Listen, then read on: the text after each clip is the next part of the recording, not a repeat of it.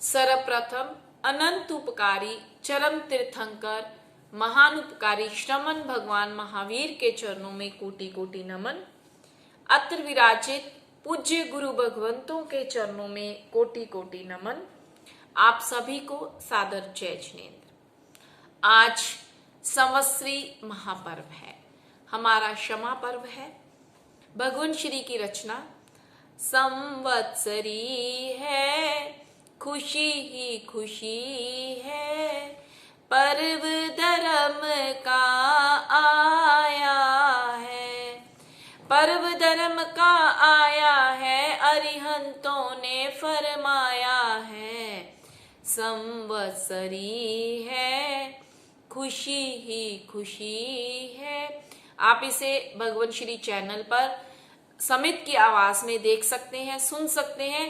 भगवान श्री की एक बहुत ही अद्भुत निराली रचना है। आज संवत्सरी पर्व है। संवत्सर का अर्थ वर्ष होता है। इसे इसी संज्ञा से संबोधन मिला है। सनातन में इसे ऋषि पंचमी या नाग पंचमी भी कहते हैं। दक्षिण भारत में इसकी हर समाज में अपने अपने ढंग से मान्यता है। जैनों में इसे विशेष दर्जा महत्व प्राप्त है। लौकिक पर्वों में अनेक पर्व हैं, पर यह शुद्ध अध्यात्म का पर्व है। इस दिन किसी तरह के भोजन की सुविधा या छूट को मान्यता नहीं है। इसके आचरण, उपासना, आराधना की आज्ञा अनादिकाल से तीर्थंकरों ने, भगवंतों ने दी है। आस्तिक मान्यता के व्यक्ति के लिए ये आत्मा का पर्व है।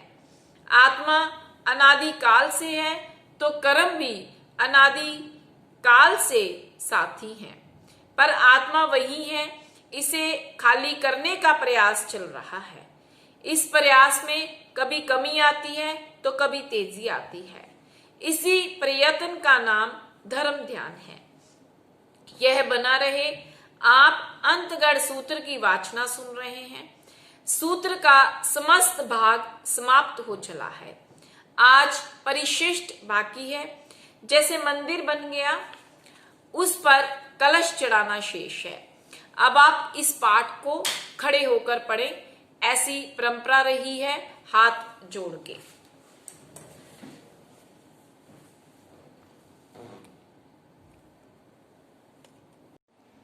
एवं खलु जम्मू आर्य जम्बू समने भगव्या महावीरन श्रमण भगवान महावीर ने आयगरेनं जाप संपत्ते जो धर्म प्रदाता एवं मोक्ष प्राप्त है। 8मस्य अंगस्य अंतगढ़ दसानंग 8वें अंग अंतकृत सूत्र का एम ढंग पनत्ते ये अर्थ फरमाया है। तिबेमी जैसा मैंने सुना समझा वैसा तुझे समझाया है। अंतगढ़ दसानंग 8मस्य अंगस्य अंतगढ़ 8वें अंग का एगो सुए खंडो एक ही श्रुत स्कंद है, अर्थात एक ही भाग है। 8 बग्गा 8 वर्ग है। 8 दिवसेसु 8 ही दिनों में उद्देश्य जयंती इसको पढ़ा जाता है। तथ इसमें पड़म प्रथम द्वितीय दूसरे बग्गे वर्ग में 10-10 उद्देश्यगा 10-10 उद्देशक हैं, अर्थात अध्ययन है। तेयंग बग्गे तीसरे वर्ग में 13 उद्देश्यगा 13 उद्देशक हैं, अध्ययन है। चौथंग पंचमें बग्गे चौथे पांचवें वर्ग में 10-10 उद्देश्य का 10-10 अध्ययन है। छठे वर्ग में 16 उद्देश्य का 16 अध्ययन है। सतमंग बग्गे 7वें वर्ग में 13 उद्देश्य का 13 अध्ययन है। अठम बग्गे 8वें वर्ग में 10 उद्देश्य का 10 अध्ययन है। शेषंग बाकी का यहाँ न्यायधम कहानंग जैसे ज्ञाता धर्म कथा सूत्र में आया है वैसा समझना। इन 8 दिनों में वाचना करते समय अर्थ, पद, अनुस्वार, हलंत, मात्रा, भावार्थ में संकलन न हुई हो, छद्मस्त है, संभव है। अरिहंतों की वाणी तथा व्याख्या सत्य है।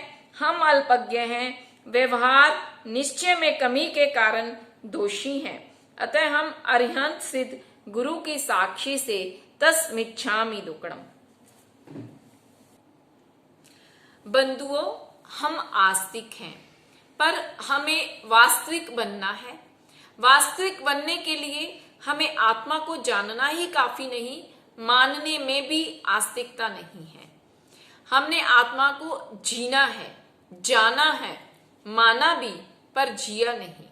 जीने का आनंद जब शुरू होगा उस रोज आत्मा का संवत्सरी पर्व होगा।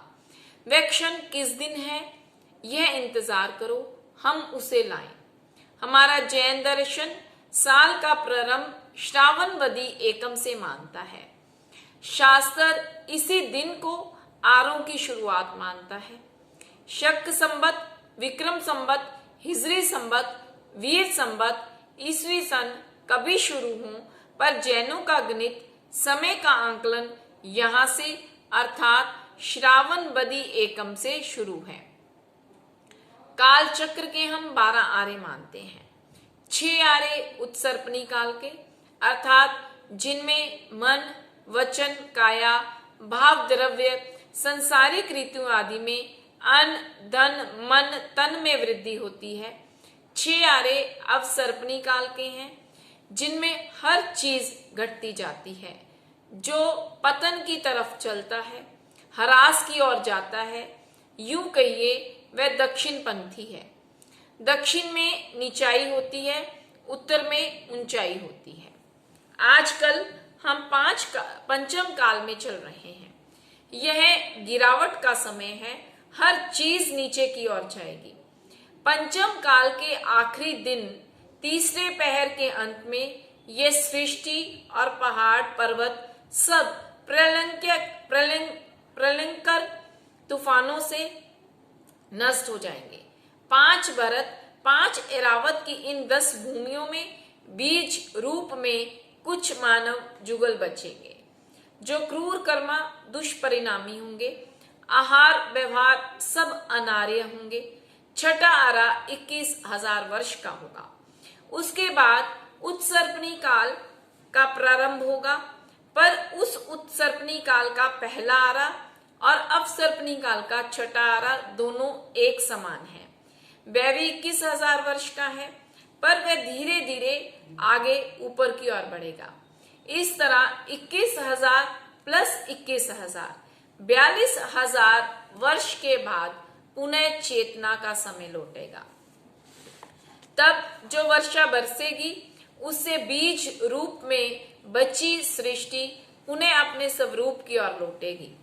वो भी विकास को प्राप्त होगी। अन्य मत प्रलय में सर्व नष्ट होने की कथाएं कहते हैं, पर नहीं, सृष्टि का बीज पूर्णतः नष्ट नहीं होता है, विकार को प्राप्त हो सकता है।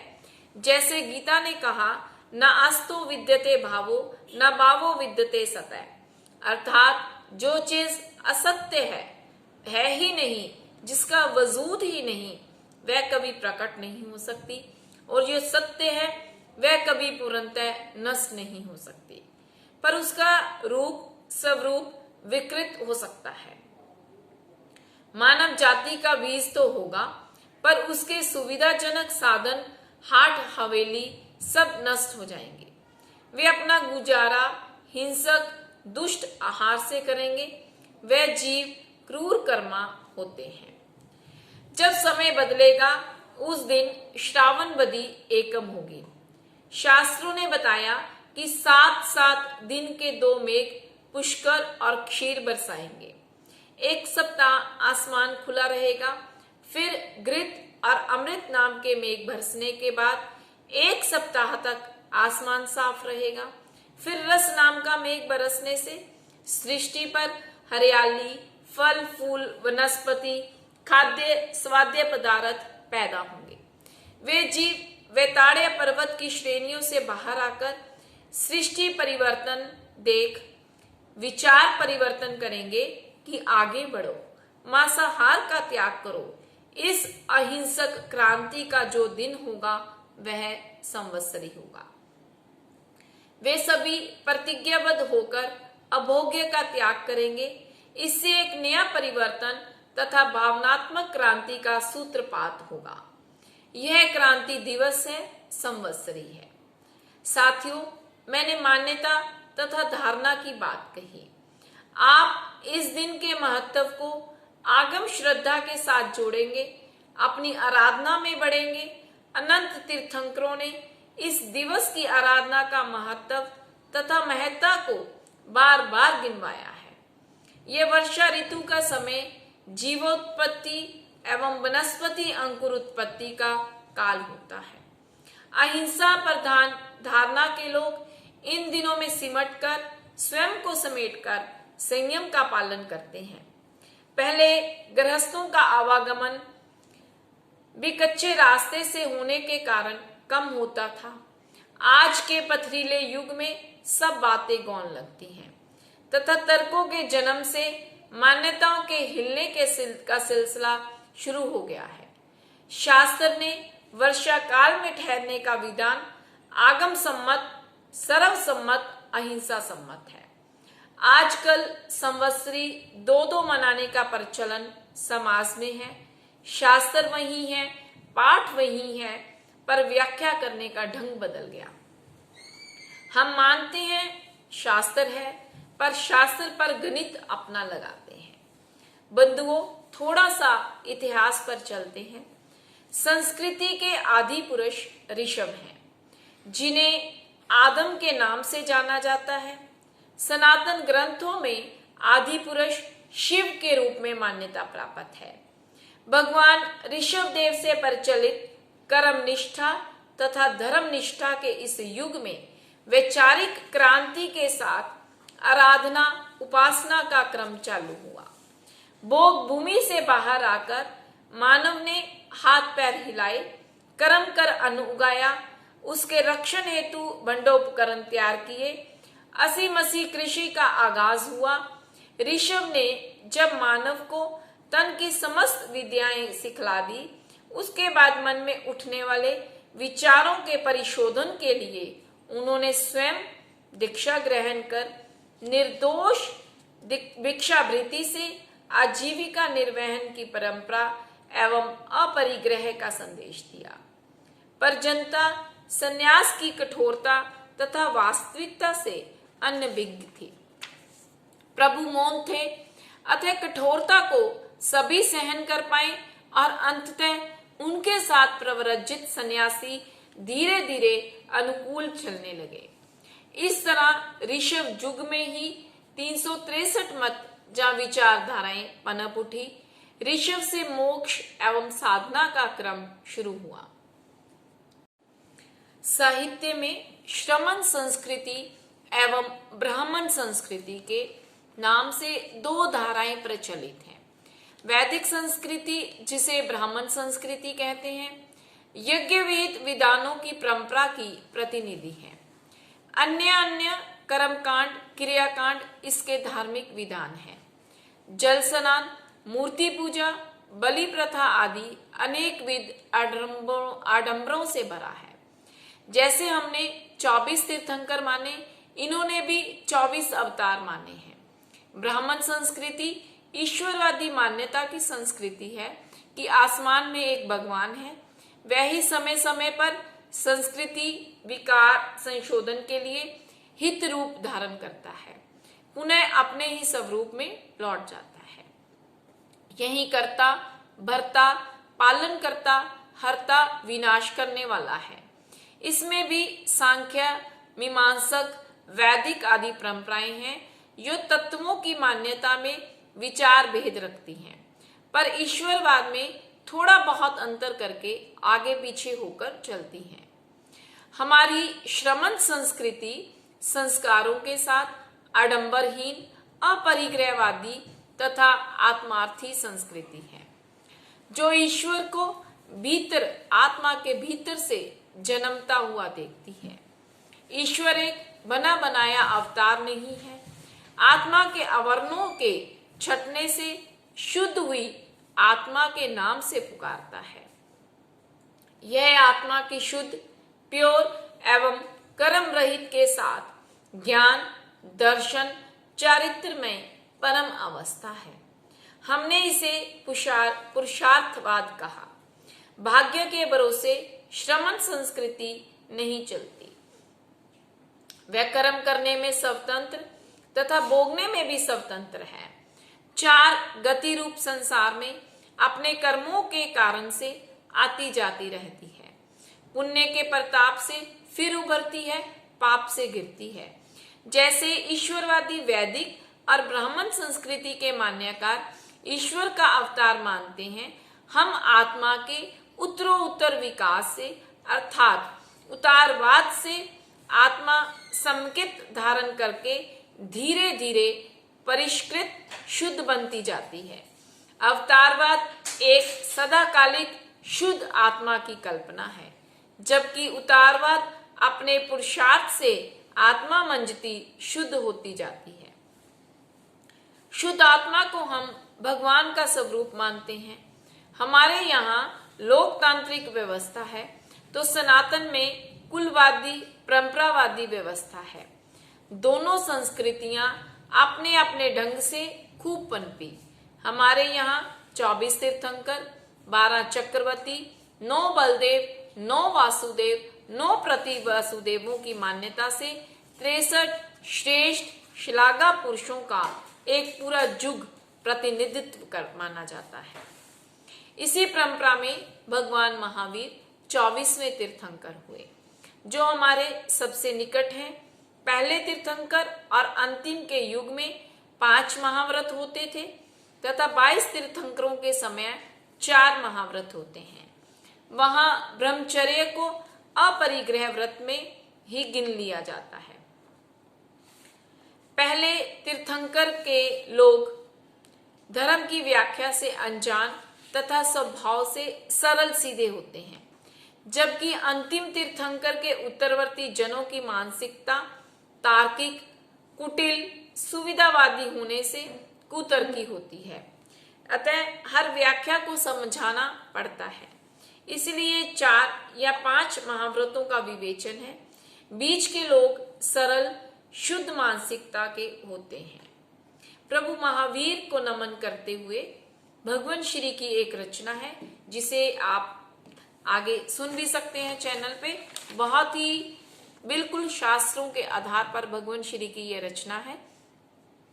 महावीर स्वामी अंतर्यामी, तेरी शरण में आया हूँ, तेरी शरण में आया हूँ, जग दुखों से घबराया हूँ।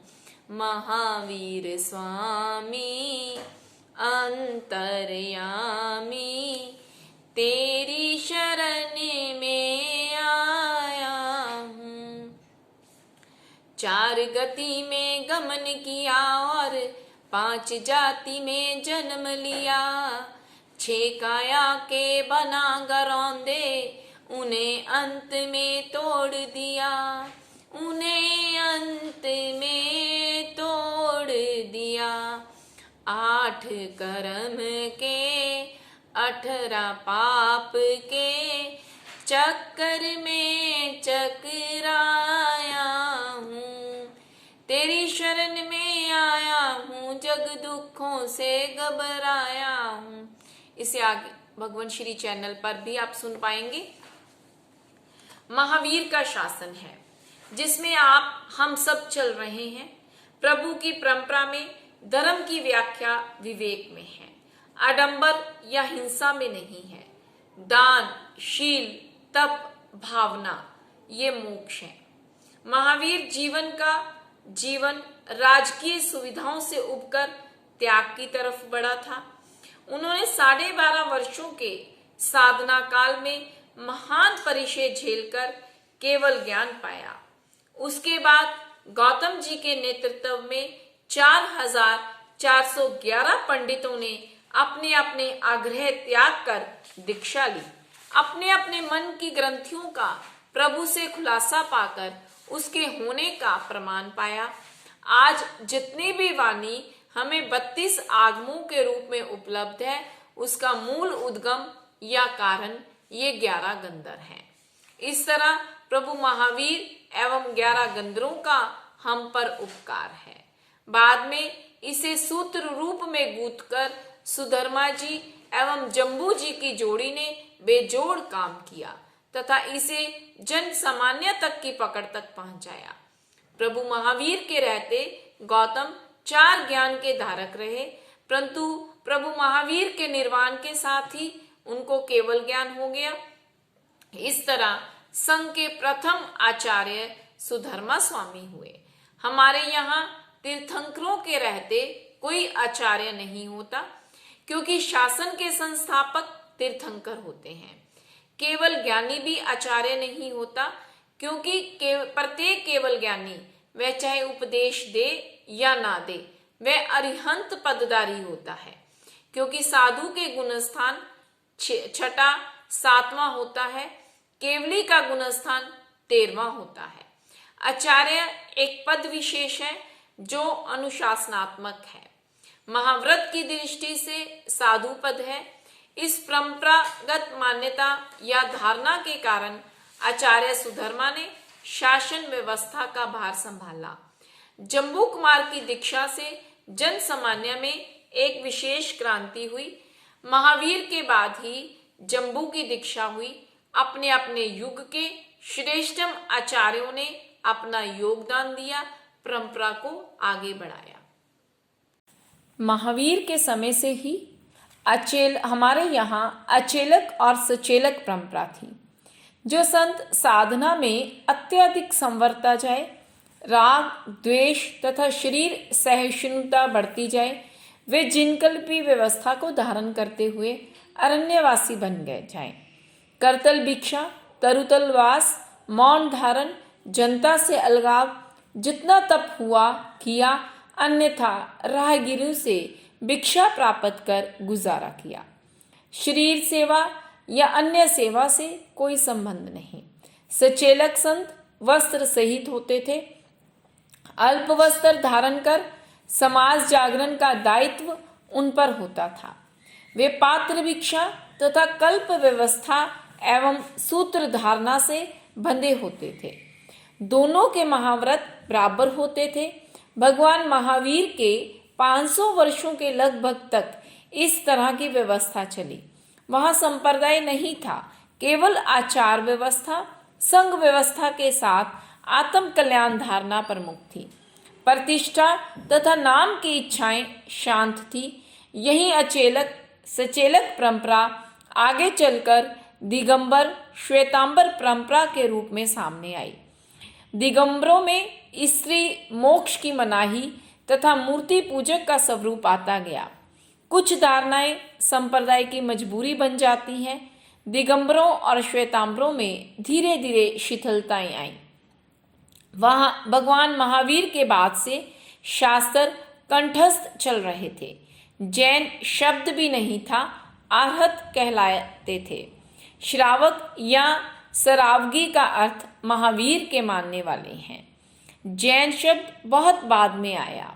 समय तथा शरीर के गिरते प्रभाव से बुद्धि में विस्मृति का प्रभाव बढ़ने लगा।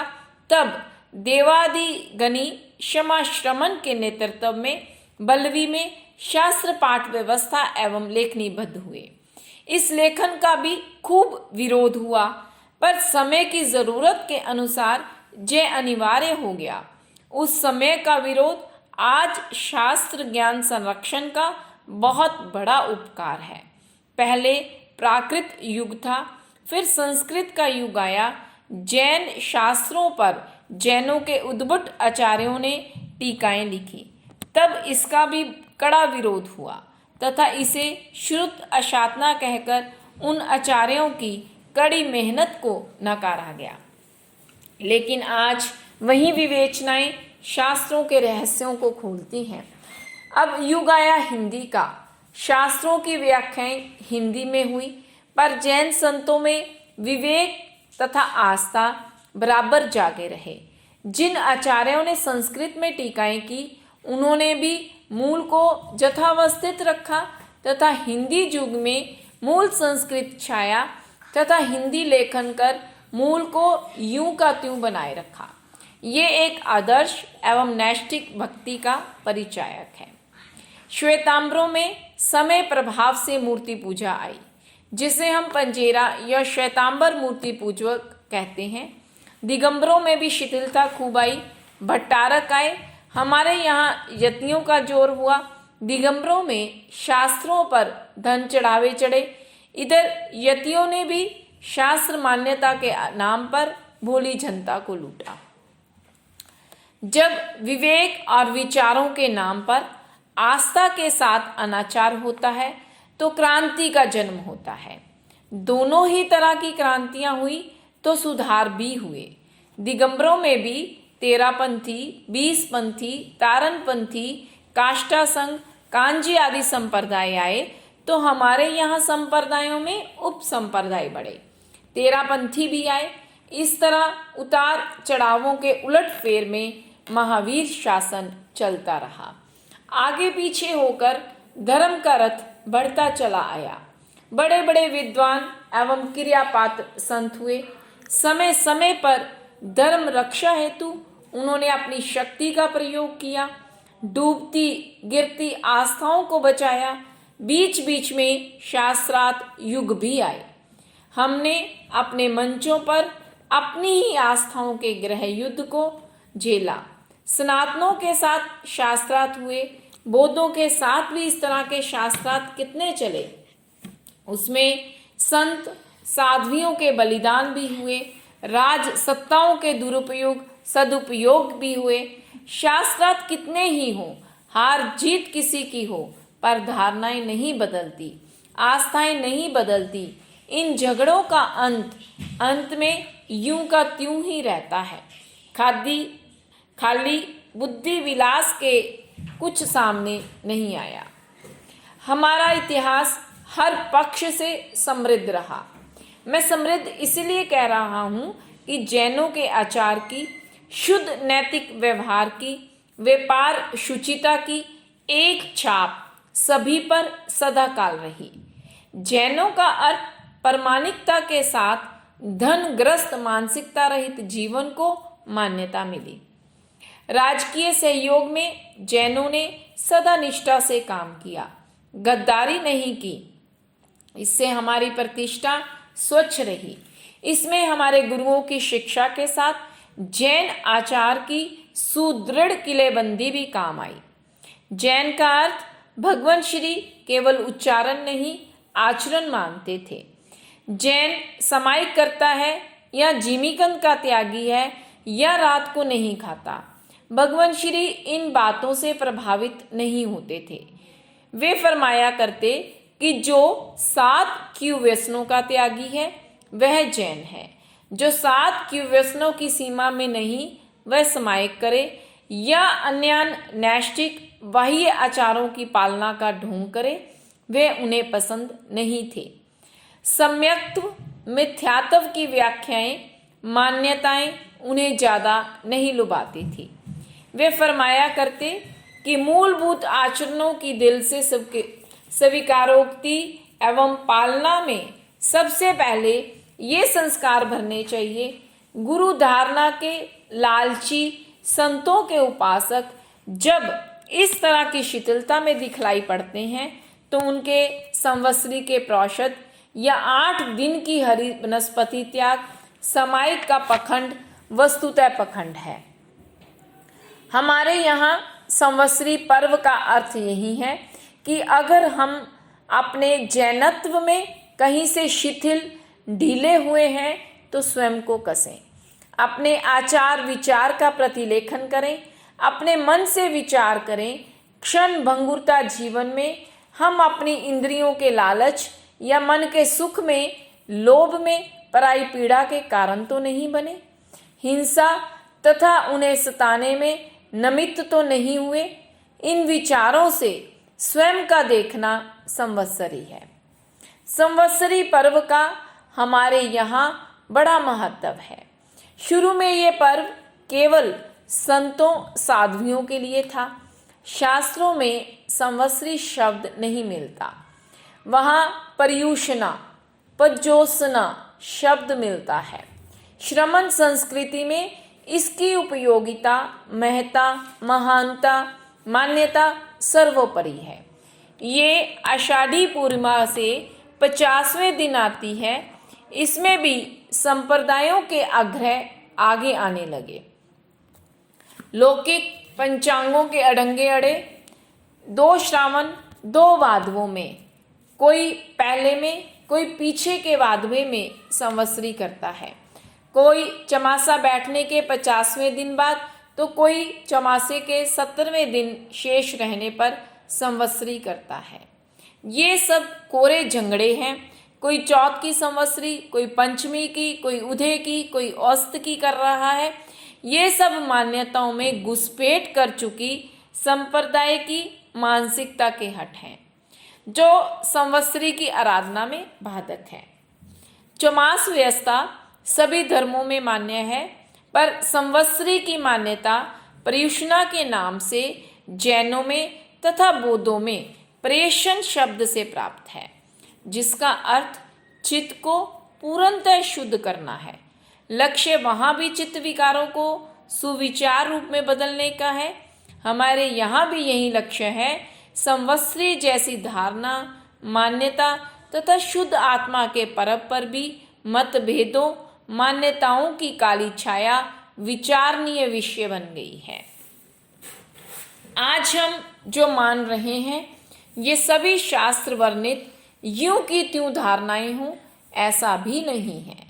समय समय पर परिवर्तन भी हुए हैं, मान्यताएं भी बीच में आई हैं, कुछ समाज जागृति के मंत्र भी फूके गए हैं। संतों ने समय समय पर प्रेरणा देकर समाज के ठंडे पड़ते उत्साह को हवा देकर शोला बनाया। सुस्त पड़े परों में परवाज डालकर आसमान में उड़ाया है। कुछ पड़ोसी परंपराओं से समाज में उत्साह बनाए रखने के साधन या साधना पथ भी अपनाए हैं। आज जो है उसकी 100% गारंटी मैं शास्त्रीय है कहकर नहीं दे सकता। जैसे ये अखंड पाठ, ये शास्त्रीय धारणा या परंपरा नहीं है। मैंने अभी कहा था कि पहले संवत्सरी आराधना संतों साधुओं के लिए थी, पर संतों ने ये धीरे धीरे सामाजिक पर्व बनाया। अपनी आराधना के साथ श्रावकों की आराधना कराने का भी बीड़ा उठाया। पहले कुछ ही श्रावक इस तरह से सम्मिलित होते थे, जैसे उदयन चंद प्रद्योत का प्रसंग है, वो भी कितना है, किस रूप में है। पक्के तौर पर कहानियां कथानकों के बारे में सुदृढ़ता पूर्वक कहने में विवेक बरतना चाहिए, पर संतों ने श्रावकों को साथ मिलाकर अच्छा कार्य किया। इससे समाज में चेतना तथा भावना का संचार हुआ। मैंने पहले ही प्रवचन में लिखा है कि पर्युषणों में अंतगढ़ वाचना की परंपरा कब से है निश्चित नहीं कहा जा सकता, पर शुरू से है ऐसी मान्यता स्थापित करना असत्य है। 8 दिनों में अखंड पाठ की मान्यता संवत 1993 से ही हमारे समाज में आई है। एलम यूपी से इस प्रथा का सिखों की तर्ज पर तथा मान्यता के आधार पर आगाज हुआ है, अर्थात शुरुआत हुई है। कहने का आशय है कि लगभग 80 वर्ष पूर्व अब यह मान्यता इतनी ज़रूरी एवं प्रचलित मान्यता में है कि प्रौषध हो ना हो, समायिक हो ना हो, पर संवत्सरी की संपूर्ण मान्यता में उपासना में समा गया कि अखंड पाठ कर लिया तो मानो सब कुछ काम आराधना का हो गया। संवत्सरी मन गई, अब अखंड पाठ पर लड्डू बांटना, चढ़ावे चढ़ाना भी ज़रूरी हो गया। लौंग रखना भी मानो शास्त्रीय विधान है। चंदोवा ढकना, पैसे रखना इत्यादि परंपराएं बनती चली गई। इसी तरह संवत्सरी से अगले रोज या संवत्सरी के दिनों में प्रभावना बांटना सबसे बड़ी उपलब्धि मानी जाती है, जबकि ऐसा कुछ नहीं है। हरियाणा पंजाब में पहले संवत्सरी के दिन लड्डू बांटा करते, पर हमारे तपस्वी श्री बद्री प्रसाद जी महाराज ने सबसे पहले इस परंपरा को बंद करने का बीड़ा उठाया कि उस रोज संवत्सरी के दिन प्रौषध होते हैं। हम बच्चों को, जवानों को तैयार करते हैं। जब प्रवचन बाद लड्डू बांटते हैं तो लेने का लोभ कोई नहीं रोक पाता। बिस्तर के सिराने 4 लड्डुओं का पैकेट रखा होता है। जोर लगा तो संवत्सरी वाले दिन प्रौषध का पारना मुंह ढककर या इधर उधर होकर कर जाते हैं। लड्डू भी गए, संवत्सरी भी गई, प्रौषध भी गया, हमारा प्रयास भी गया। यह प्रथा रुकवाई। आज लड्डू बांटना भी एक प्रतिस्पर्धा, कंपटीशन हो गया। हजारों के लड्डू अगले रोज बट जाते हैं। ये आडंबर है। तपस्वी रास ने मीठा बंद के साथ इस पर भी लगाम लगाई। कुछ लोग संवत्सरी से अगले दिन लड्डू ना बांटने को लेकर राजनीतिक या धार्मिक आस्थाघात की राजनीति करते हैं, जबकि इसमें कौन सी आराधना, उपासना या मान्यता पर ठेस लगती है। यह पर्व शुद्ध आत्मा की आराधना का पर्व है। इसमें इस तरह की प्रथा तथा परंपरा को कोई स्थान नहीं है। संवत्सरी पर्व अहिंसा तथा मैत्री का पर्व है। मूल में अहिंसा थी। अहिंसा की उत्कृष्टता ही मैत्री है। मित्रता की शुद्ध परिणति का रास्ता क्षमा है।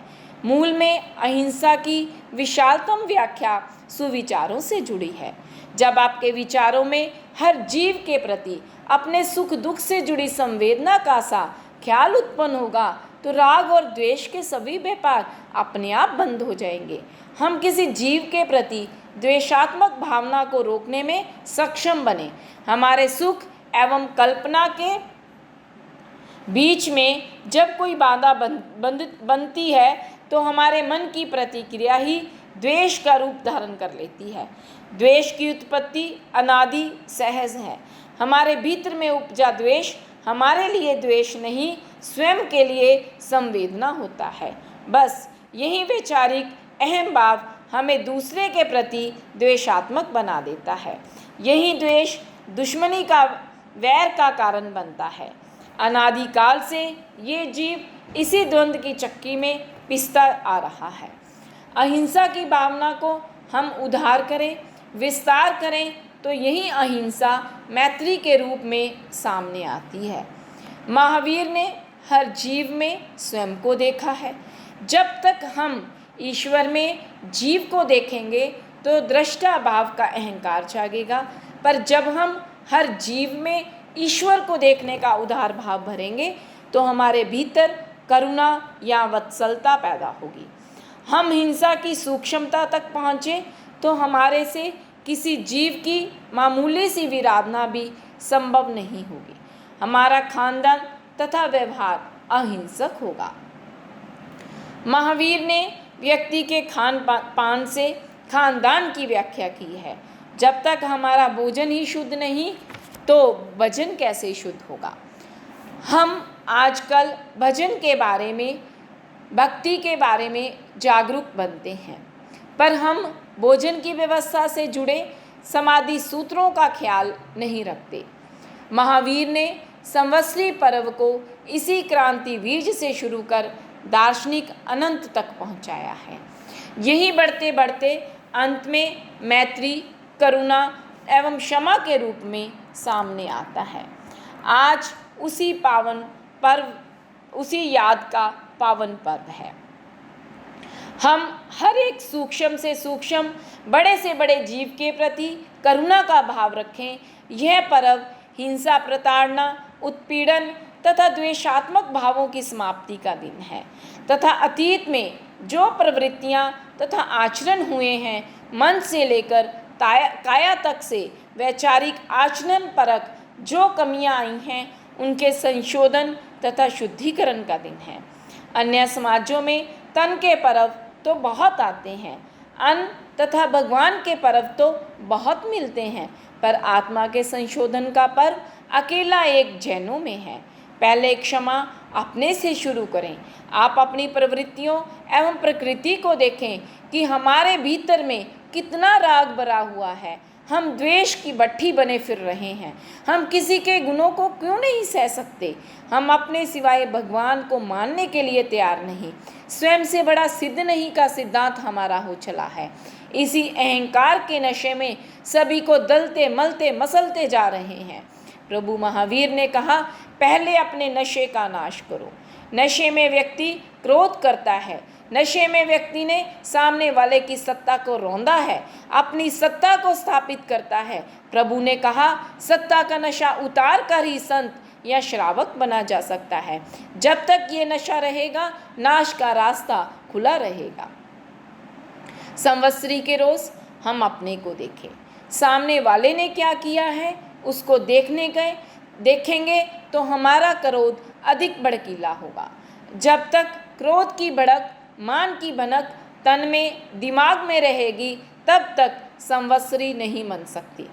प्रतिक्रमण में हर पदांत में अपानंग वो श्रामी या तस्मिच्छामि दुक्कड़म का यही अभिप्राय है।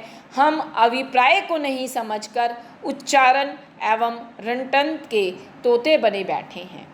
हम धर्म के नाम पर रूढ़िवादी एवं परंपरावादी बन गए हैं। हमने अनादिकाल से असंख्य संवत्सरी मनाई, पर ये सब नकली मनी। मन से एक ही संवत्सरी काफ़ी है। इस रोज़ हम सोचें कि मैं सबके प्रति मित्रता के भाव जगा लूँ। कोई मेरे प्रति क्या भाव रखता है, इस तरह की परवाह से बेगाना, अनजान बन जाऊं। प्रभु कहते हैं, जो स्वयं जागता है उसे अन्य की जाग से मतलब नहीं है। जिसने अपनी आलोचना कर ली वह आराधक है। हम सामने वाले की फिक्र ज़्यादा करते हैं, अपनी फिक्र कम करते हैं। आलोचना का अर्थ अपने से है। आत्म आलोचन, अपनी आँख से अपने को देखो। हम जब दूसरों को देखते हैं तब हमें ईर्ष्या, द्वेष घटने की अपेक्षा बढ़ जाते हैं। हमारा नियंत्रण अपने पर है, सामने वाले पर नहीं। प्रभु ने 12.5 वर्ष स्वयं के स्वयं से प्रश्न पर प्रश्न किया। हर पीड़ा के पीछे अपने को देखा। चाहे ग्वाले ने मारा, चंड कौशिक का प्रसंग है, उन्होंने उसके पीछे की क्रिया को नहीं देखा। द्वेष क्रिया है ही नहीं, द्वेष तो प्रतिक्रिया है। हम क्रिया को सुधारें। ये क्षमा का भाव क्रिया की समाप्ति का पर्व है। आप अपने घर की सफाई करो। आपको पड़ोसी के कूड़े कचरे से क्या सरोकार। हम फूलों की गंध में सुगंध में रहें। कुर्ड़ी के पास क्यों जाएं? अगर कुर्ड़ी दुर्गंध उगलती है तो हम वहाँ गए ही क्यों? हम कुर्ड़ी को दोष देते हैं, अपने जाने को क्यों नहीं देखते? बस संवत्सरी अपने साक्षात्कार का दिन है। महावीर का धर्म उत्कृष्ट धर्म है। ऐसा सस्ता तथा आत्मार्थी धर्म अन्य नहीं। पर हम रतन पाकर पागल हो गए हैं, तो इसमें किसका कसूर है? हमें रतन संभालना ही नहीं आया, अन्यथा कलयुग में मोक्ष महावीर कहता है, पर वह अपने को समझाकर जगाकर मिलेगा। आज हमारा ये पर्व भी रूढ़िवाद हो गया है। सास बहू को दोष दे रही है, बहू सास को गालियां बक रही है, बाप बेटे से तना खड़ा है, गुरु के सामने शिष्य अड़ियल हो गया है, अड़ोसी पड़ोसी से भिड़ रहा है। हर आदमी के मन में एक तनाव है। ऐसे में शांति का स्वपन अधूरा है। हम क्षमा याचना करते हैं, ये मात्र औपचारिकताएं हैं, दिल से नहीं है। संत भी पाठ पर प्रेम और क्षमा की बातें करते हैं, लेकिन सांप्रदायिक भाव बढ़ता जा रहा है। कट्टरवाद ज़्यादा तीव्र हो रहा है। मैत्री भाव में अलगाव नहीं होता। अलगाव का मुख्य कारण परस्पर का विद्वेष है। हमारे जैनों में जितने संप्रदाय हैं, उनके मूल में संयम नहीं है। संयम की बातें मात्र हैं, मूल कारण है परस्पर के हठवाद। प्रभु ने अनेकांतवाद का सिद्धांत दिया, जिसमें एक दूसरे की बात जानने, सुनने, समझने की गुंजाइश है। जब ये गुंजाइश खत्म हो जाती है, तब व्यक्ति हठवादी बन जाता है। यहाँ हठ आया, वहीं पर अलगाव शुरू हो गया। इसी अलगाव का परिणाम ये संप्रदाय हैं। संप्रदायों का अर्थ सहिष्णुता, समझ की कमी है। हम क्षमा की, मैत्री की बातें भर करते हैं। आज हमारा संवत्सरी पर्व दिखावा मात्र है, जिससे हमारी दोस्ती है, अपनापन है, मेल है, भाईचारा है, हर रोज़ का वार्तालाप है। हम उनसे ही क्षमा अपना करते हैं, उनसे ही गले मिलते हैं, उनका ही कुशल क्षेम पूछते हैं। बने से क्या बनाना, बनाना तो बिगड़ी को है। जो हमसे रुष्ट हैं, दूर हैं, हठी हो चले हैं, हम उनसे गले मिलें, अपने मन का जहर धोएं। जो टूट रहे हैं उनसे जुड़े, जो हमारे साथ अपने हैं, हम उनसे ही गले मिलकर पर्व मनाते हैं। ये पर्वों की शान सम्मान नहीं, अपितु परंपरा निर्वहन मात्र है। एक साल भर में आने वाली औपचारिकता है। इससे हम मोक्ष का द्वार खुला मान लेते हैं, स्वर्ग पक्का, आराधना पूरी मान लेते हैं। ये कपट है। छल है, प्रपंच है, आडंबर है, दिखावा है। अपने उद्यान राजा ने चंड प्रद्योत को दासीहरण तथा आराध्य मूर्ति के अपहरण के दोष में युद्ध करके बंदी बनाया था। बंदी के साथ भी आत्मीय व्यवहार था। जो उद्यान खाते थे वही चंड प्रद्योत के लिए बनता था। अष्टानिक महापर्व आने पर जब संवत्सरी का प्रायश्चित का समय आया तो रसोइये से कहा कि जो चंड प्रद्योत की इच्छा हो बना देना, मेरा उपवास है। जैनों के लिए उपवास संवत्सरी पर अनिवार्य है। अगर जैन है तो उपवास करेगा। आज ये श्रद्धाएं बातें भर हैं, विश्वास घटते जा रहे हैं। बहाने तथा बीमारी ने व्यक्ति के भीतर की श्रद्धा को डामाडोल कर दिया है। हमने शास्त्रों में नहीं, साक्षात ऐसे दृढ़ धर्मी श्रावक देखे हैं जो शरीर से अक्षम है। डॉक्टर मना करते हैं, पर उन्होंने कहा कि अगर आज मर गए तो भी उज़र नहीं, गिला शिकवा नहीं, हमें ज़रूर करना है। वे प्रायश्चित करते हैं, वे पद को पीछे छोड़ देते हैं। गुरुदेव मदन के उपासक थे। बाबू हेमचंद्र जी दिल्ली सरकार के मंत्री पद पर होकर भी संवत्सरी का तेला अवश्य गुरु चरणों में जाकर करते थे। जैन वर्ष भर में भी व्रत भी ना करे तो वह नाम मात्र का जैन है। उसका जैनत्व दिखावा है, छलावा है। हम अन्य धर्मों के उपासकों को देखते हैं, उनमें इस तरह का जज्बा अधिक देखने को मिलता है। मेरा आशय है आप आज प्रतिज्ञा करें कि हम जैन हैं। संवत्सरी का प्रायश्चित हमारी अनिवार्यता, प्राथमिकता होगी। उद्यान ने प्रायश्चित किया। चंड प्रद्योत को शंका हो गई तो उसने पूछ लिया, आज क्या बात है? बोला, संवत्सरी पर्व है। तब उसने कहा, ये पाखंड है। मित्र से सभी क्षमा मांगते हैं, पर जिससे वे द्वेष है उससे हम दूर हैं। अगर असली धर्मात्मा है तो शत्रु को क्षमा करें तो उपासना और सच्ची आराधना होगी। बड़ा वैचारिक संकट था जिसके लिए युद्ध लड़ा।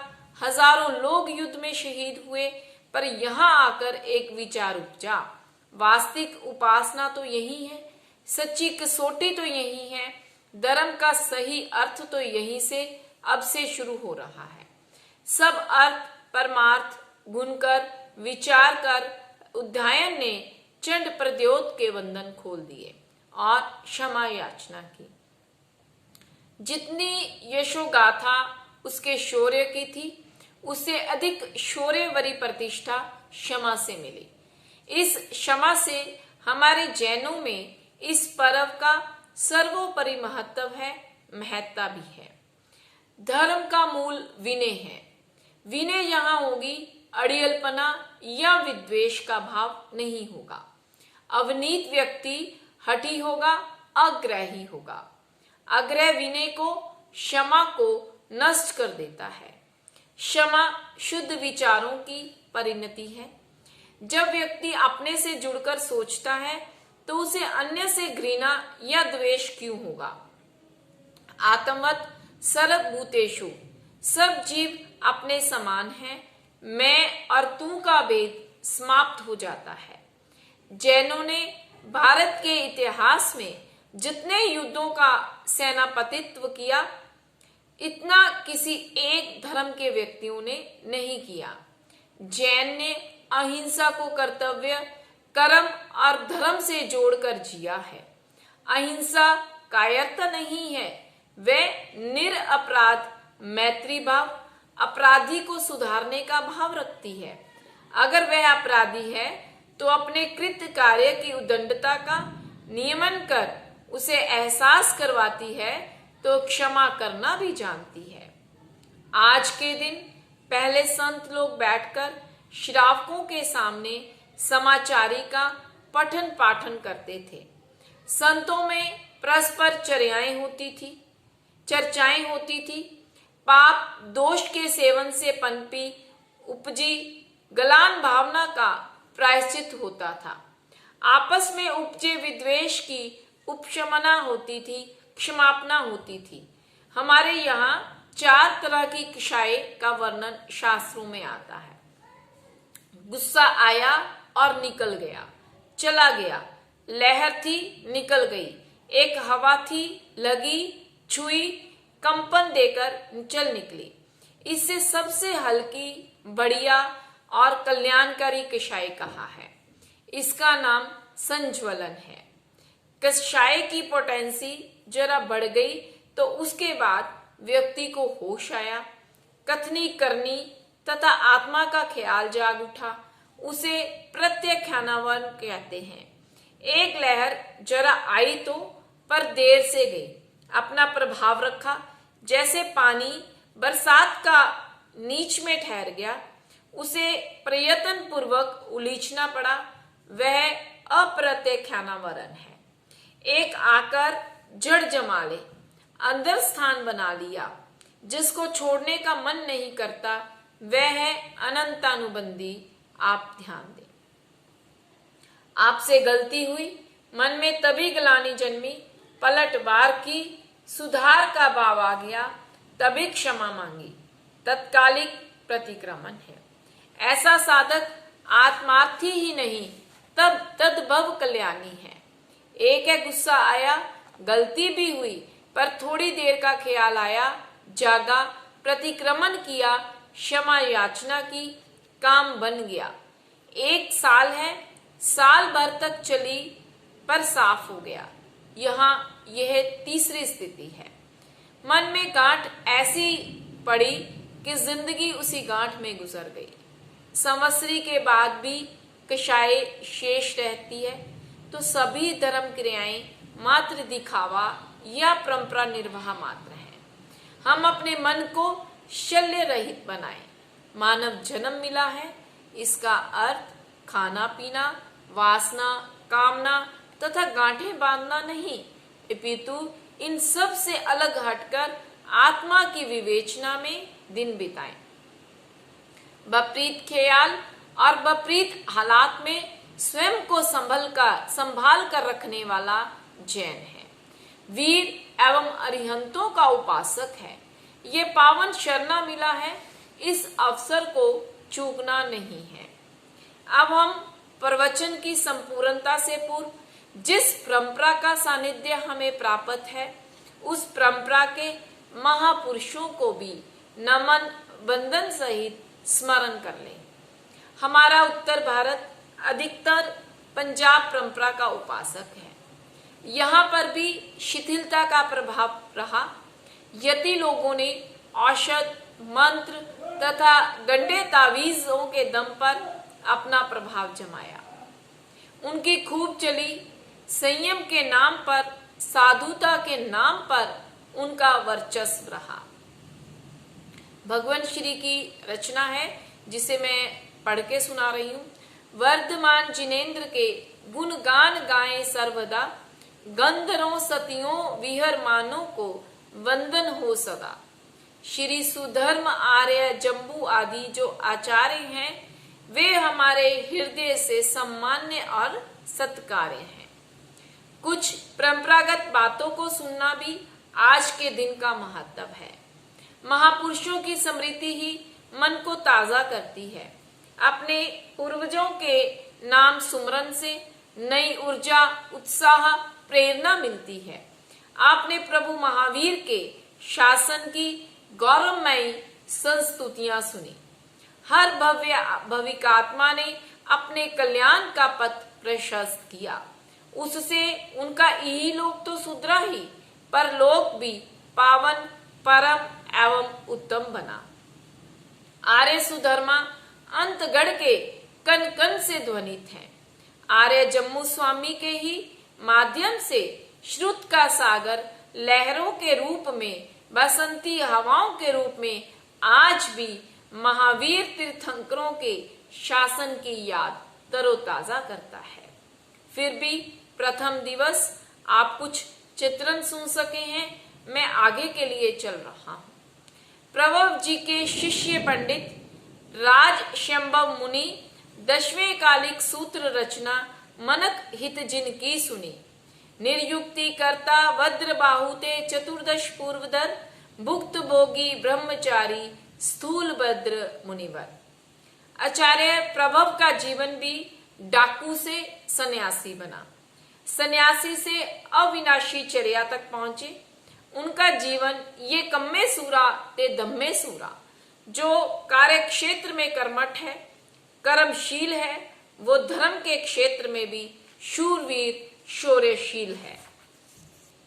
प्रभव चरित्र है, प्रभावक है। उन्होंने जम्मू से प्रेरित होकर स्वयं सहित 500 डाकुओं के साथ संन्यास ग्रहण कर नवल जीवन सृजन का अभियान चलाया और अंतिम समय अपने उत्तराधिकार के बारे में चिंतन चला तो देखा महावीर की इस पावनतम परंपरा को सक्षम हाथों में सौंपना है।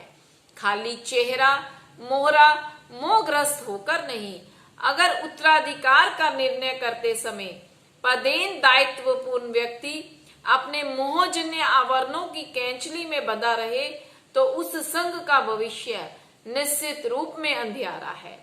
जिन शासन एवं विनय के साथ श्रुत आराधना को बढ़ाना, संघ में परस्पर प्रेम को बनाए रखना, अनुशासन को बढ़ाते रहना प्रथम दायित्व है। जहां जहां चेहरे देखकर राजनीति या कूटनीति के रूप में उत्तराधिकार का निर्णय होता है, वहां ये सब आडंबर पस्त होते हैं, संग विच्छिन्न होते हैं।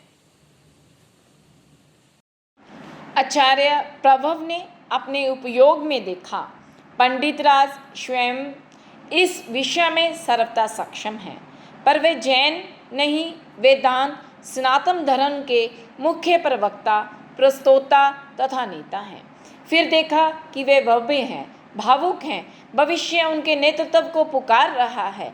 अपने ही प्रबुद्ध विनीत समर्पित 2 शिष्यों को यज्ञ मंडप में भेजा और उनसे कहा, जाओ उस यज्ञ मंडप के बाहर महापथ पर चिल्लाना, ओह कष्टम ओह कष्टम पुनस्तत्वम ना ज्ञायते।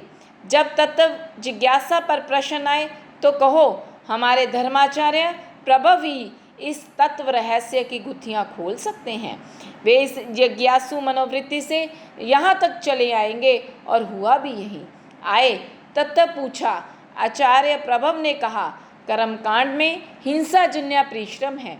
यह वातावरण शुद्धि का कारण है, पर आत्म शुद्धि का कारण अहिंसा संयम तप ही है। ये कर्मकांड संसार पथ है। इस रहस्य उद्घाटन के बाद में वे प्रभव चरणों में दीक्षित हुए।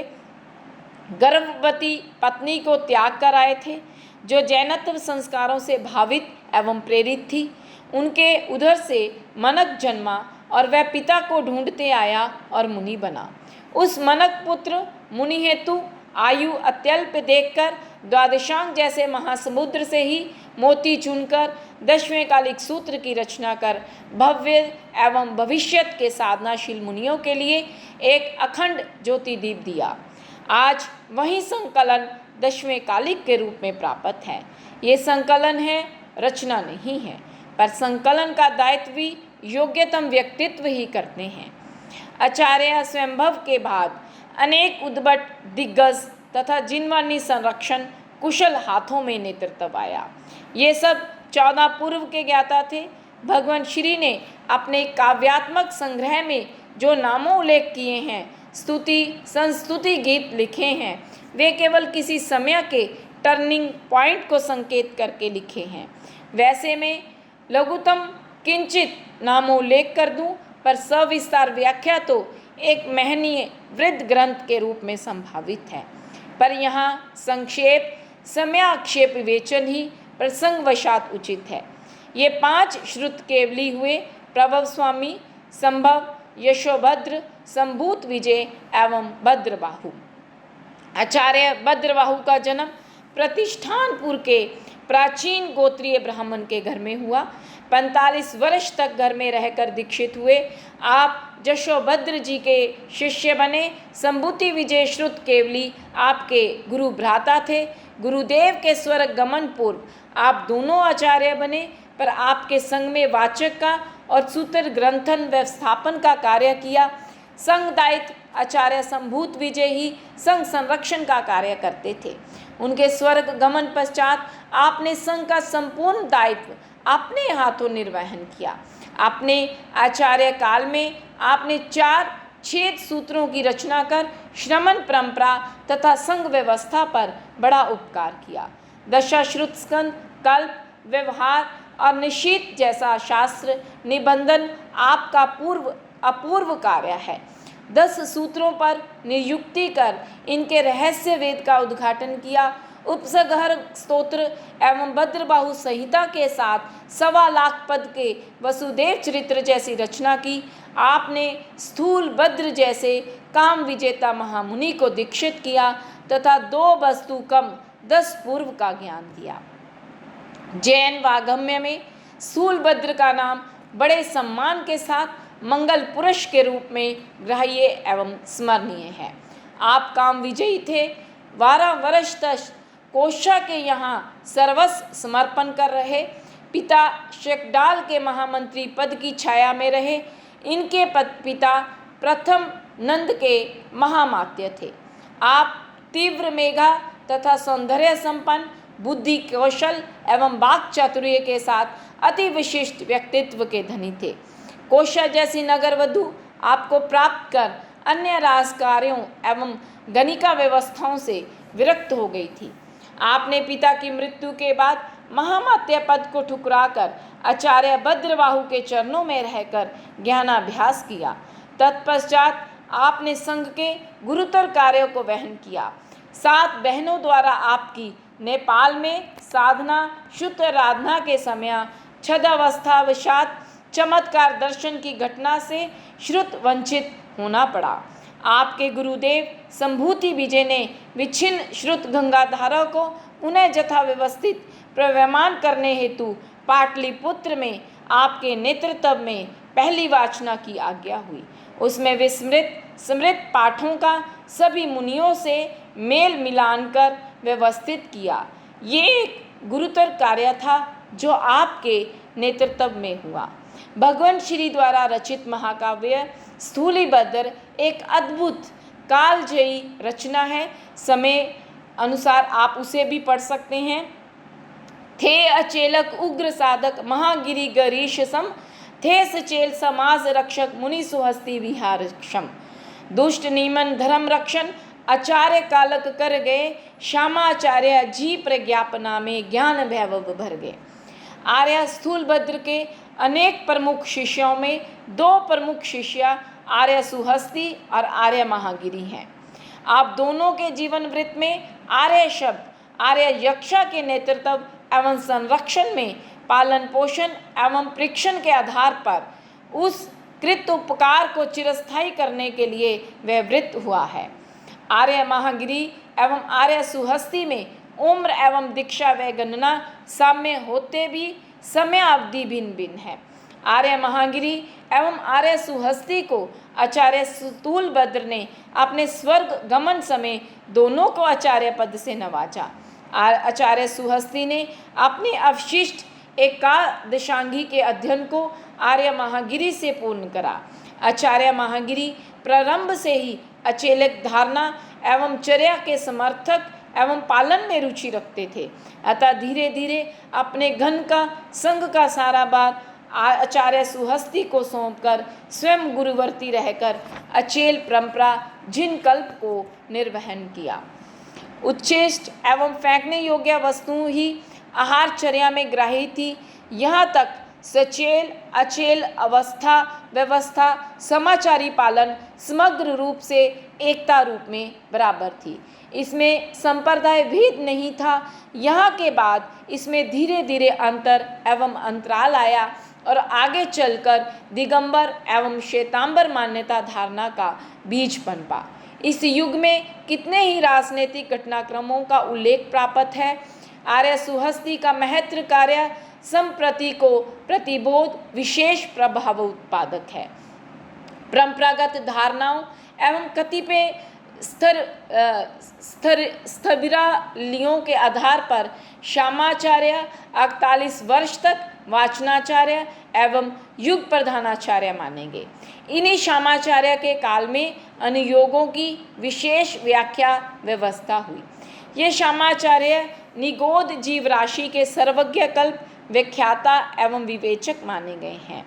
महाविदेतक में सिमंदर स्वामी ने इन्हें इस विवेचना का जम्मू द्वीप में आधिकारिक विद्वान स्वीकार किया है।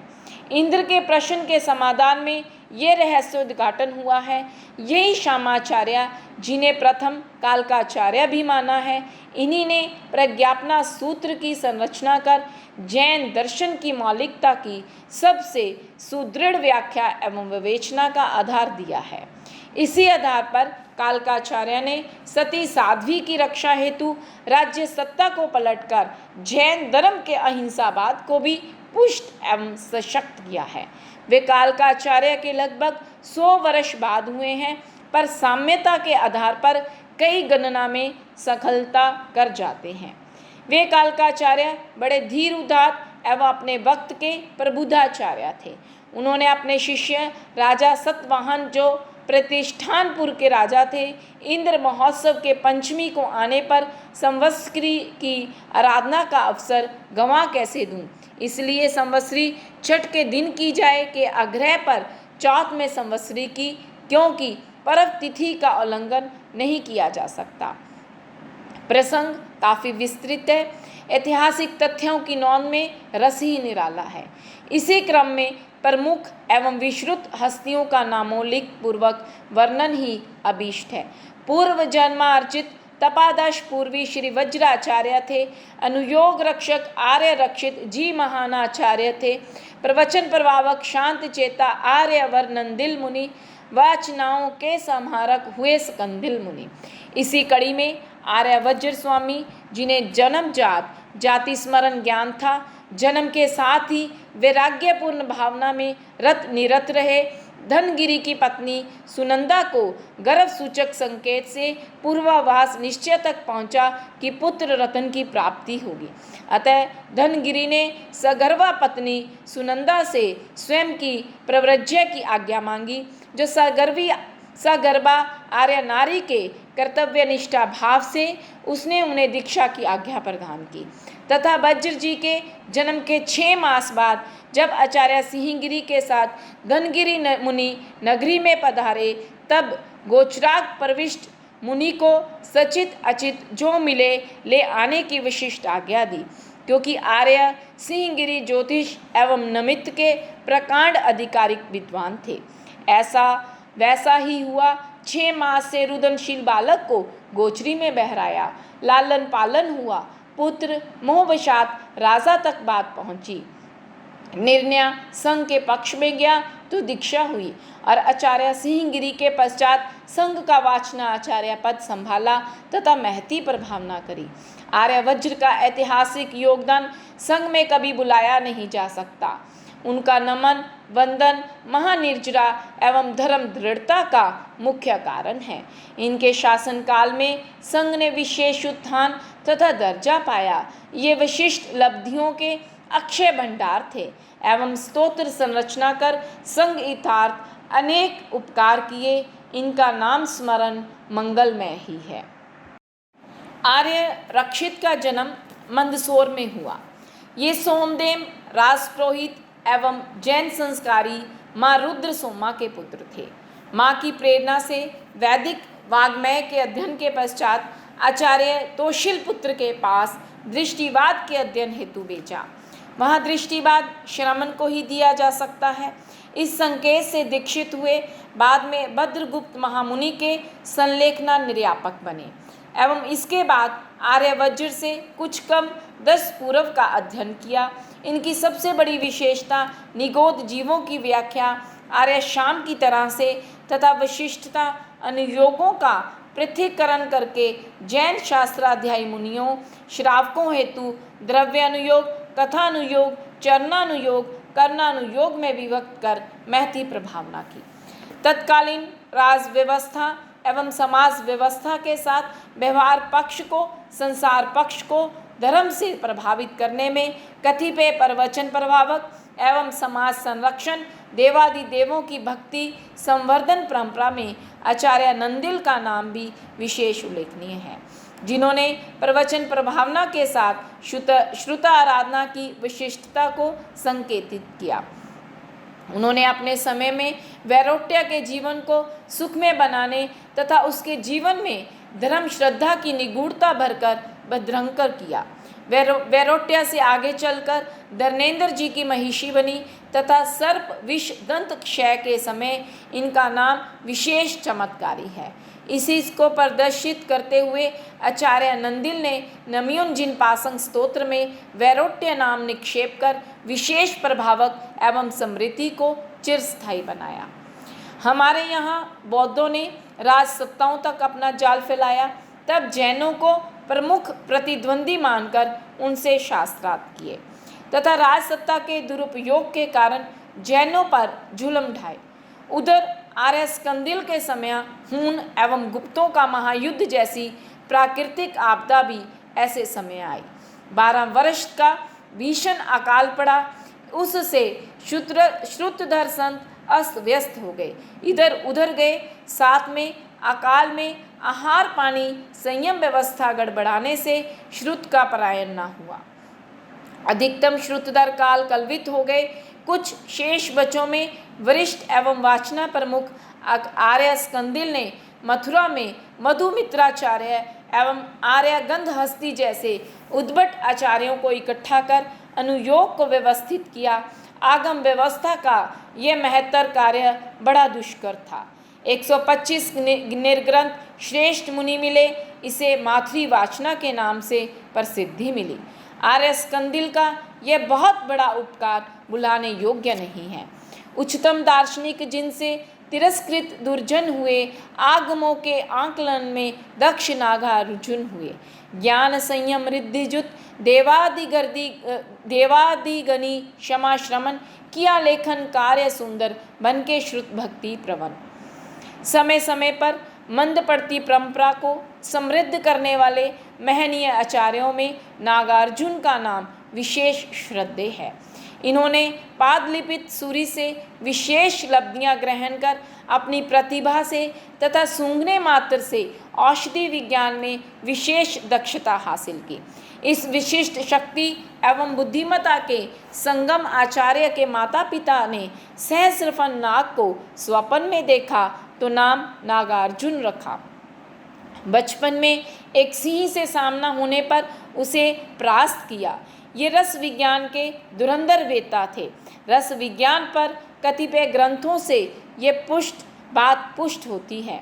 जैसे आर्य स्कंदिल ने माथुरी वाचना की, वैसे ही आचार्य नागार्जुन ने भी उसी दौरान बल्लवी में दक्षिण के सभी मुनियों को एकत्र कर सूत्र अर्थ अनुयोग को व्यवस्थित किया। ये महान प्रभावक एवं चमत्कारिक थे।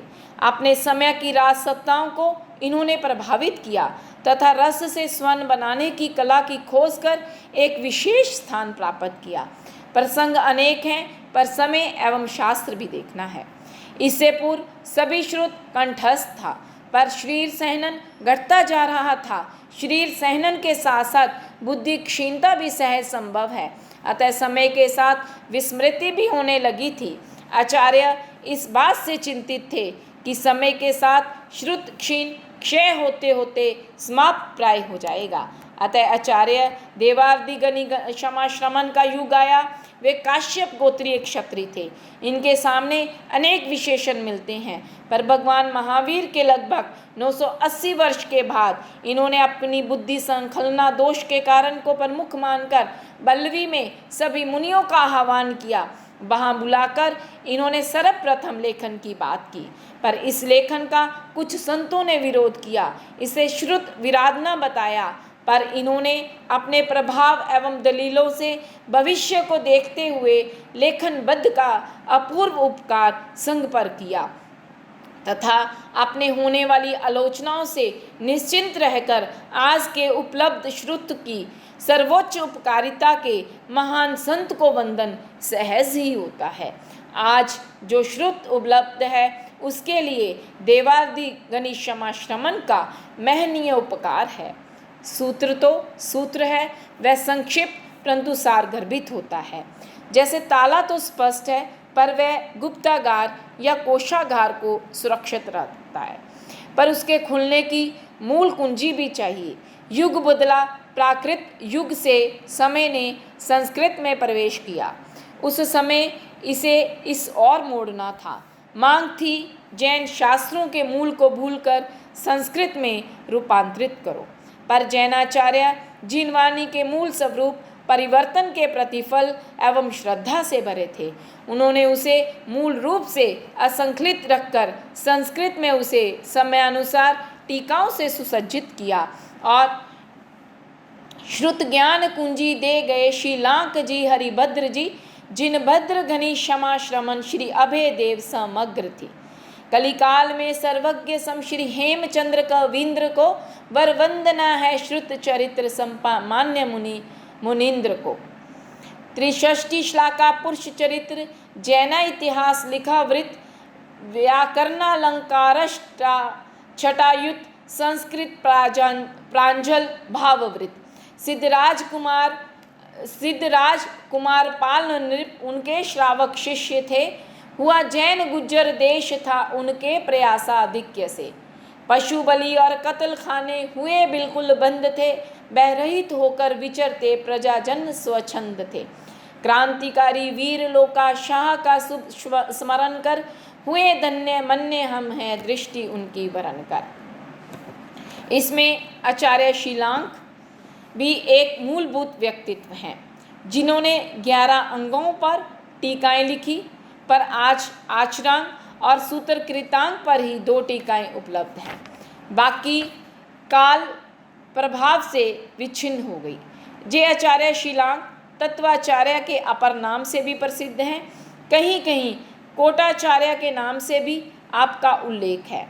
आप संस्कृत प्राकृत में बराबर के विद्वान थे तथा आगमिक रहस्य ज्ञाता में देवार्दी गणी क्षमा श्रमण के बाद आप सर्वोच्च स्थान रखते हैं।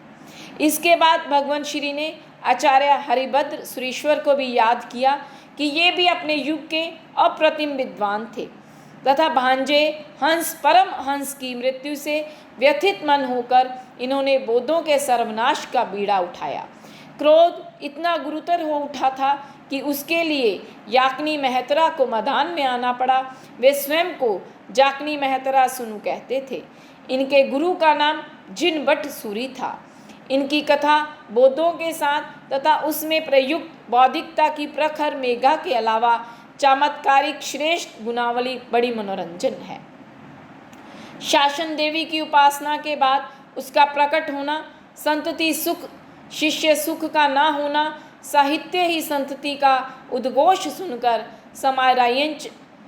समराइच कहा से प्रारंभ कर 1500 रचनाएं करना, आज शिष्य प्रणालियों के धूमिल इतिहास के शिखर पर इस साहित्य शिष्य परिवार के जनक को नमन सहित सभी याद करते हैं। वे असाधारण अप्रतिम प्रतिभा के धनी थे, ज्ञान के धुरंधर विद्वान थे। इसी सलिलो उद्गमा उच्छ्वंत मंदाकिनी के सूत्राधार के रूप में जिन भद्र गणी क्षमा श्रमण को याद किया जाता रहेगा। आपने 14 वर्ष की आयु में दीक्षा ग्रहण कर 30 वर्ष तक विशेष विशिष्ट गंभीर सारपूर्ण ज्ञानार्जन किया। 60 वर्ष तक युग प्रधानाचार्य के पद पर आसीन रहे। आपने शास्त्र रहस्यों के उद्घाटन के लिए चूर्णी भाष्य लिखे। साहित्य का आदि रचनाकार भी जिन भद्र गणी क्षमा श्रमण को माना जाता है। आपके वैसे तो अनेक रचना ग्रंथ हैं, पर विशेषावश्यक भाष्य आपको विश्व विजयी बल्लभ साबित करता है। ये एक ऐसी रचना है जो काल यही के साथ जैन आगमोक्त हर विषय की व्याख्या करती है तथा गूढ़ से गूढ़ रहस्यों को खोलती है। आपने जैन आगमों के आधार पर दर्शन की शुरुआत की, जबकि अन्य दर्शन के आधार पर आगम की शुरुआत करते हैं। इसमें आपका योगदान कमाल का है। आपसे प्रेरित होकर ही निर्युक्ति, अवचूर्णी, चूर्णी, भाष्य, टीका आदि को शास्त्र रहस्य उद्घाटनी माना जाता है। इसी परंपरा को आगे बढ़ाते हुए धारा नगरी में उत्पन्न वर्धमान सूरी के पौत्र एवं जिनेश्वर सूरी के शिष्य अभयदेव सूरी के रूप में परिचय प्राप्त हैं। आपके दादा गुरु श्री वर्धमान सूरी ने चैत्यवाद में घुसे आडंबर एवं परंपरा में बढ़ रही है। पाखंड व्यवस्था सुधार का बड़ा जोरदार अभियान किया। आपके बचपन में ही दीक्षा ग्रहण कर अपने प्रारंभ काल में विशेष अध्ययन एवं संस्कृत प्राकृत के साथ अन्य भाषाओं का गहरा अध्ययन कर प्राप्त कर सबको आश्चर्य में डाला।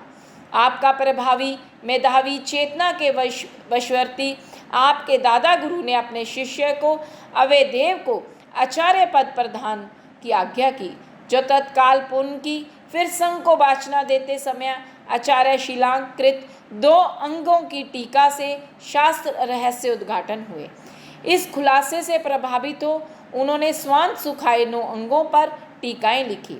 इसमें अनेक जगह पर दैवी प्रेरणा के अलंकारिक प्रसंग भी प्रतापित होते हैं, जो रसास्वादन एवं करण प्रिय हैं, चमत्कारिक भी हैं। इन्हें हम टिप्पणी के दायरे में ना लाकर उनके वृहद कार्य गौरव को महिमा मंडित करते हैं। 9 अंगों के अलावा औपपातिक उपांग पर भी 3125 श्लोक परिणाम वृत्ति लिखी। प्रज्ञापना तृतीय पद संग्रहणी पंचाशक वृत्ति जय तिहुवन स्तोत्र पंच निर्ग्रथी और षट कर्म ग्रंथ सप्ततिका भाष्य आदि की रचनाएं कर जैन साहित्य पर महान उपकार किया है। आचार्य हेमचंद्र जी को हम विस्मृत नहीं कर सकते, जिन्होंने त्रिषष्टि श्लाका पुरुष चरित्र के साथ समग्र साहित्य विद्या पर अपनी कलम चलाई है, जिससे जैन साहित्य कोश में अमित वृद्धि हुई। इन्होंने अपने जीवन काल सिद्धराज जयसिंह से लेकर कुमाल पर गुज्जर नरेश तक को अपने धर्म संस्कारों से प्रभावित किया। इससे प्रभावित हो अमारी की घोषणा राज्य में हुई। गुज्जर नरेश कुमारपाल अपनी सेना के 1100 हाथी, 11 लाख घोड़े, 80,000 गायों को छान कर पानी पिलाते थे। हिंसा पूर्णतः बंद थी। बलि प्रथा को बंद किया। विधवा सदवा गरीब को सहायता दी। प्रोषदो उपवास की साधना करते। अमल तप विशेष प्रिय था। अपने भक्त के आचार्य हेमचंद्र कली काल सर्वज्ञ कहलाए तथा 3.5 करोड़ श्लोकों की रचना की। आचार्य हेमचंद्र के प्रतिबोध से कुमारपाल चतुर्मास में एकाशन, उसमें भी 5 विघे का त्याग, हरि बनस्पति का त्याग करते थे। इससे प्रभावित होकर कला एवं कौशल के मालिक थे। वे तीर्थंकरों की वाणी प्रकाश के संस्कृत युग में सर्वश्रेष्ठ अग्रगण्य मुनिराज कहलाए।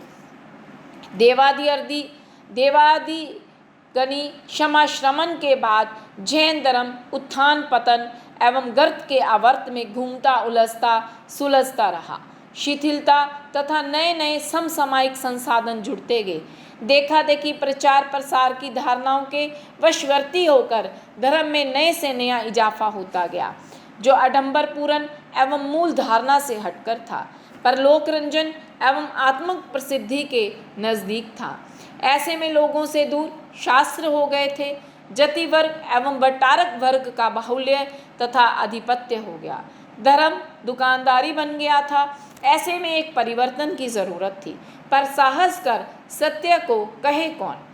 ऐसे में राजस्थान में जन्मे लोकाशाह बचपन से ही अपने धार्मिक एवं साहसी धुन के धुनी थे।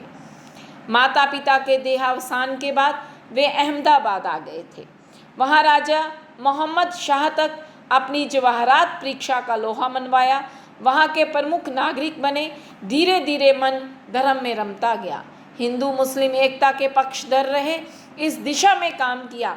ज्ञानजी जति ने उनके सुंदर लेखन से प्रभावित होकर आगम लेखन का कार्य किया। उससे दृष्टि बदली, प्रभावकता बढ़ी, उपदेशक बने और अंततः सब राजकार्य एवं गृह कार्य से निवृत्त होकर दीक्षित हुए। उनके साथ अन्य भी व्यक्ति दीक्षित हुए तथा धीरे धीरे गुजरात से आगरा तक उनका प्रभाव बढ़ता गया। अमूर्ति पूजवक श्वेतामृतत्व का प्रारंभ हुआ। ये क्रांति खूब चली।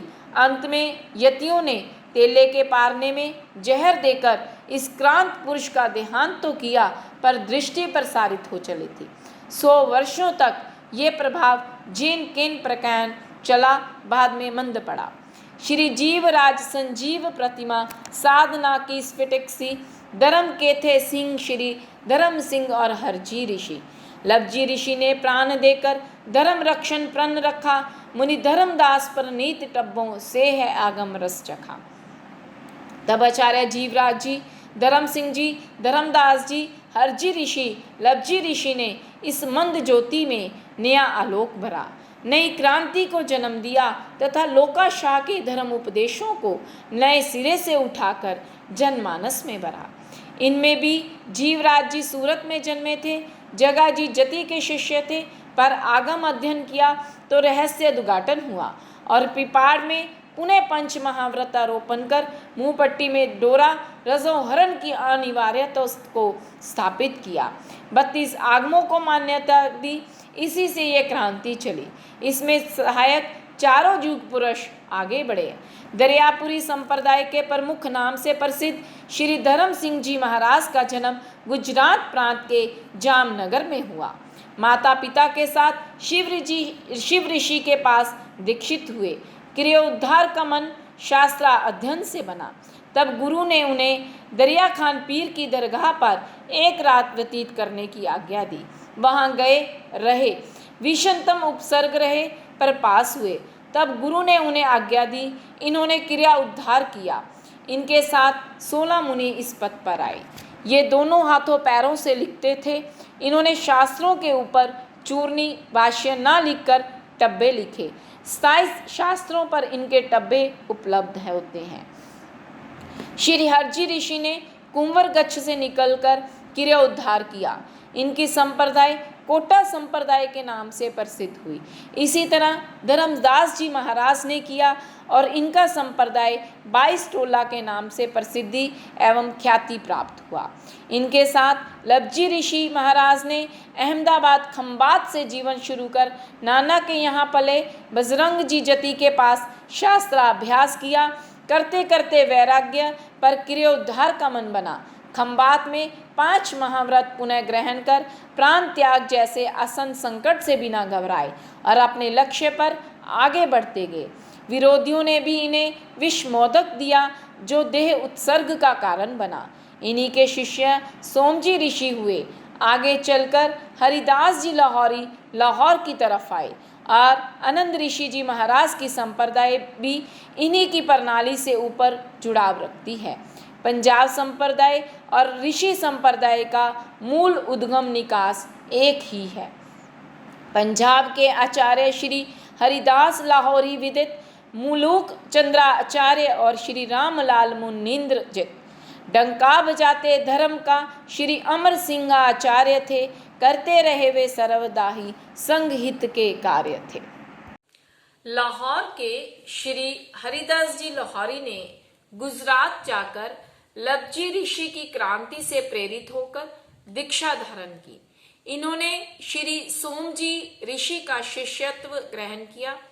बाद में इधर पंजाब पधारे। पहले लाहौर पंजाब की राजधानी या धर्म कर्म क्रांति का केंद्र था। इन्हें कहीं कहीं हरदास जी महाराज भी लिखते हैं। इन्होंने धर्म क्रांति की, अतीत को बुलाया, वर्तमान में संयमी विजय पताका फहराई। इनके स्वर्गवास के बाद वृंदावन जी, भवानी दास जी ने गण को संभाला। उसके बाद श्री मलूक चंद जी ने संघ को आगे बढ़ाया। ये प्रभावक ही नहीं, दमदार संत थे। आगरा के 250 मुसलमानों को मस्जिद में मुंहपत्ती लगवाकर प्रभावना की थी। सुनाम की छतरियों में ठहरकर यतियों की कपोल धारणा की पोल खोली। हमारी परंपरा मलूक चंद जी का टोला कहलाती थी। इसके बाद श्री महासिंह जी महाराज ने धर्म ध्वजा को फहराया। 16 दिन का संथारा कर सुनाम में संथारा सीजा था। श्री कुशलो जी महाराज, श्री छजमल जी महाराज, श्री नागरमल जी महाराज ने धर्म को आगे किया। श्री छजमल जी महाराज के शिष्य श्री रामलाल जी महाराज हुए, जो सुनाम के राजपूत थे, तथा मूला जी महासाध्वी जी ने प्रतिबोधित कर अपने संसार पक्षीय मौसा श्री छजमल जी महाराज को सौंपा था। इन्हीं के शिष्य श्री अमर सिंह जी महाराज हुए, जिनके नाम से पंजाब संप्रदाय चली। ये गुरु के संग पंजाब, हरियाणा, यूपी, दिल्ली विचरे। गुरुदेव के स्वर्ग के बाद कुछ गुरु भाइयों के साथ जीव अजीव को लेकर मतभेद के कारण अकेले भी विचरे। फिर इन्हीं के साले श्री मुश्ताक राय जी दीक्षित हुए। नाभे के स्वर विज्ञानी ने भविष्यवाणी की थी कि इनका अमर सिंह जी महाराज का 100 से अधिक का शिष्य परिवार होगा। इन्हें चांदनी चौक में संवत 1913 में राजस्थानी संप्रदाय के श्री कजोड़ी मल जी महाराज के शिष्य श्री कन्हीराम जी महाराज ने आचार्य पद देकर इनका मान बढ़ाया तथा एक संप्रदाय प्रमुख घोषित किया। श्री राम बख्श मुनीश सबको बख्शते गुण ग्राम थे, बिखराते मोती सी प्रभा आचार्य मोती राम थे। अजमेर सम्मेलन की दृष्टि में प्रधानाचार्य थे, शास्त्रज्ञ सोहन लाल जी के चरण शीर्षा धार्य थे। आचार्य श्री अमर सिंह जी महाराज के स्वर्गवास के बाद पूज्य श्री राम बख्श जी महाराज को आचार्य बनाया गया। ये अलवर के रहने वाले थे। मलेरकोटला में ये 21 दिन मात्र आचार्य रहे तथा स्वयं श्री मोतीराम जी महाराज को आचार्य बनाया। श्री मयाराम जी महाराज ने ही यह नाम प्रस्तुत किया था। इसके बाद श्री सोहनलाल जी महाराज साहब आचार्य बने।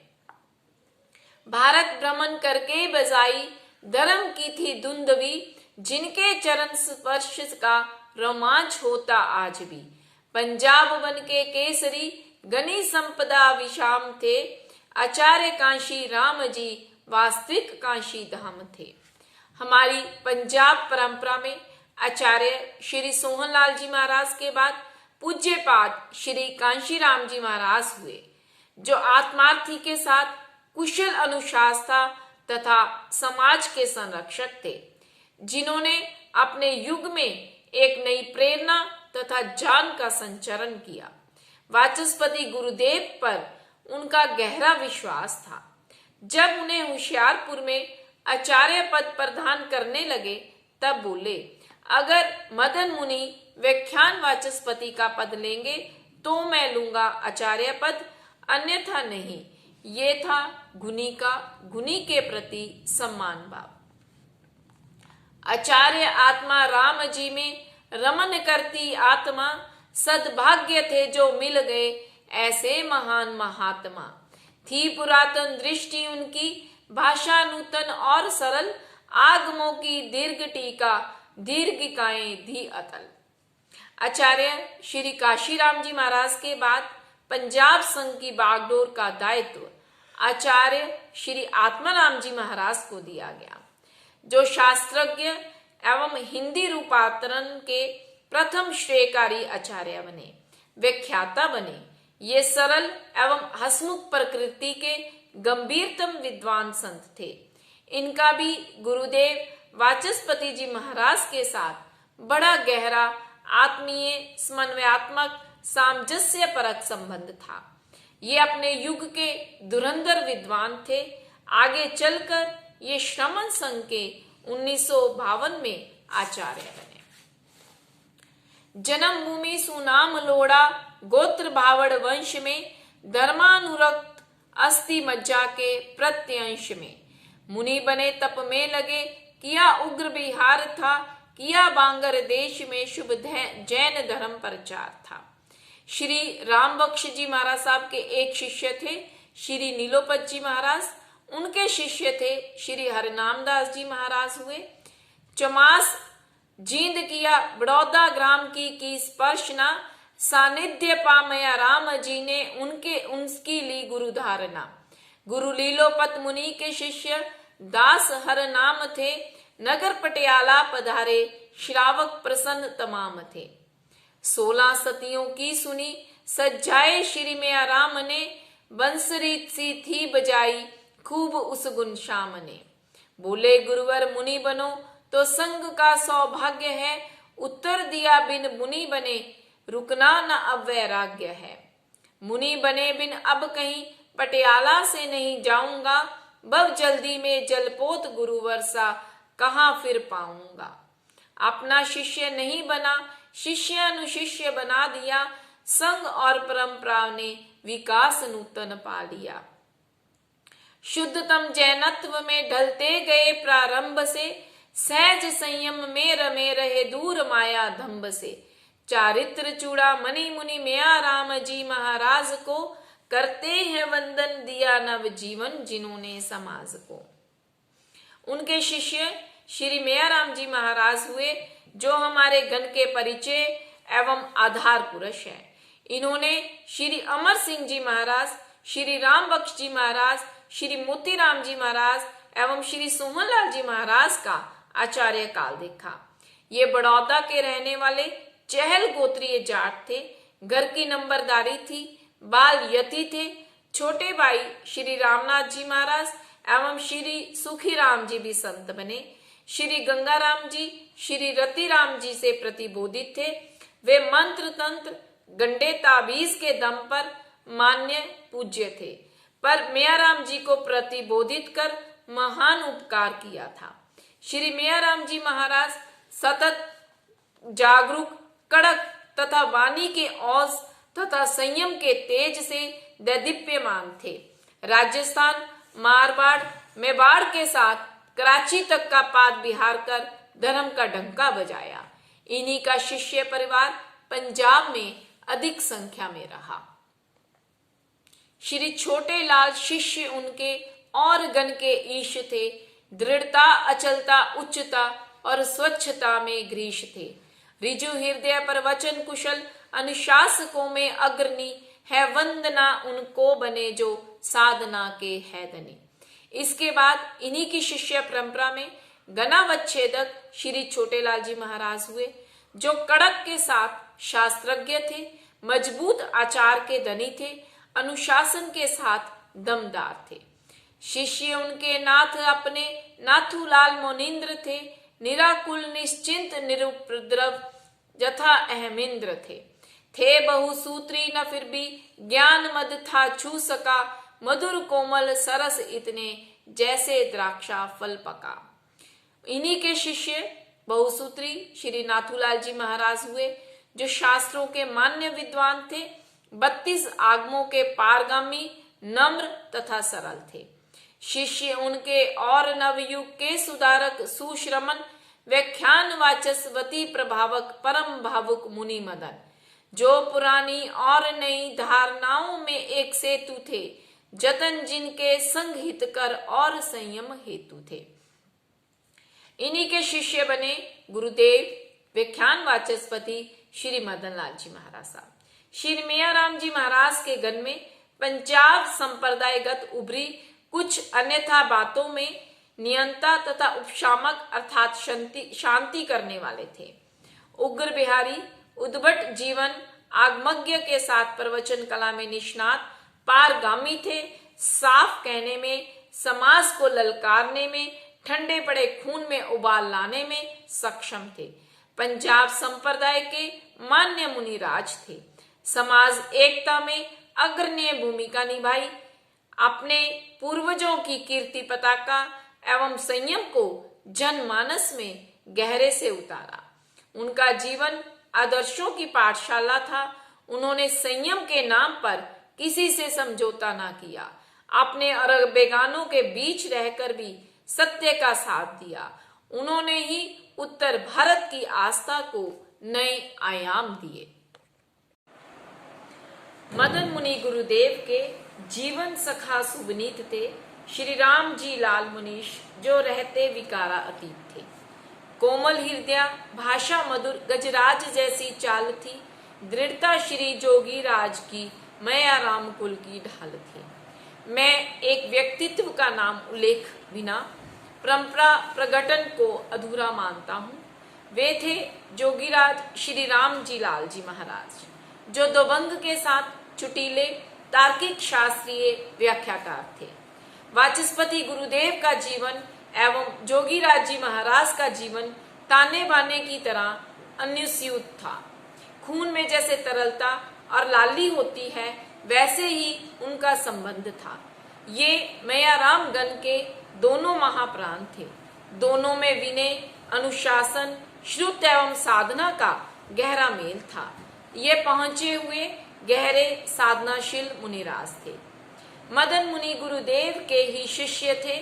मुनि सुदर्शन पूर्वजों की आन पर रहते अचल, जिस जगह जाते वहीं पर धर्म की आती लहर, ध्यान उनके चरण कमलों का रहे आठों या पहर। गुरुदेव के शिष्यों में गुरुदेव श्री सुदर्शन लाल जी महाराज साहब का जीवन रोहतक से चलकर भारत भर में अपनी संयमी परंपरा को आगे बढ़ाया। वाचस्पति गुरुदेव की शान को सम्मान से भर दिया। परिवर्तन के युग में संयम को संभाले रखा। संघ एवं निर्माण के सपनों को यथार्थ में ढालते गए। आपकी वाणी में प्रभावकता थी, दिल में भावुकता थी, शिष्यों की संपदा खूब मिली। आपका पुण्य अपने आप में अद्भुत था। आपका जीवन सदा समाज के उत्थान में लगा रहा। आपको अपने तीनों गुरु भाइयों का खूब सहचर्य मिला। आपको मैयाराम गण के मदन गच्छ का नेतृत्व मिला। आपका सुदर्शन चक्र खूब यशस्वी रहा। आप अद्भुत थे, अनन्य थे, गरीब परवर थे। उच्च और सर्वोच्च जिनके बुद्धि बल सौभाग्य थे, स्वतः प्रेरित और अकृत्रिम त्याग और वैराग्य थे। बद्री प्रसाद मुनि वृषभगण शकट के धौर्य थे, अप्रतिम संथारा साधक, धर्म योद्धा अजय थे।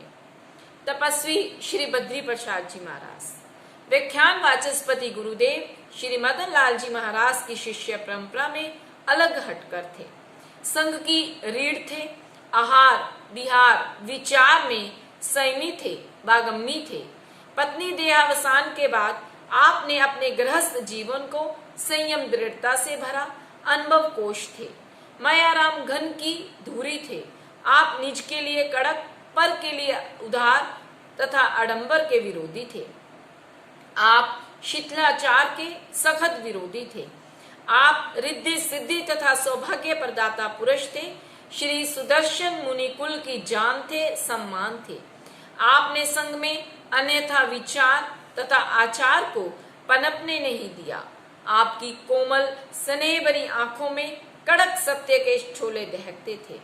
आपके सामने किसी भी अनाचार को पनपने की गुंजाइश ना थी। आपने समाज सुधारक तथा आडंबर को रोकने के लिए मीठा बंद कर भोजन साधा की प्रथा को प्रारंभ कराया। आपने अपने 42 वर्ष के संयम प्राय में 40 वर्ष एकाशन तप किया। अपने दोनों बेटों के साथ आप दीक्षित हुए थे। 72 दिन का संथारा आपकी जीवन गाथा, शौर्य गाथा को स्वर्ण कलश से महिमा मंडित करता है। सोनीपत में आपका अंतिम समय बीता। भगवान श्री राम प्रसाद जी महाराज, वाचस्पति गुरुदेव के शिष्य रत्नों में अद्भुत मुकुटमणि थे। आपकी विनय, सरलता, सबके लिए बराबर दृष्टि आपके विराट व्यक्तित्व की अलग से पहचान कराती थी। 14 भाषाओं के प्रकांड विद्वान, अद्भुत लब्धियों के एकमात्र भंडार होकर सभी के दुखों के अपहर्ता थे।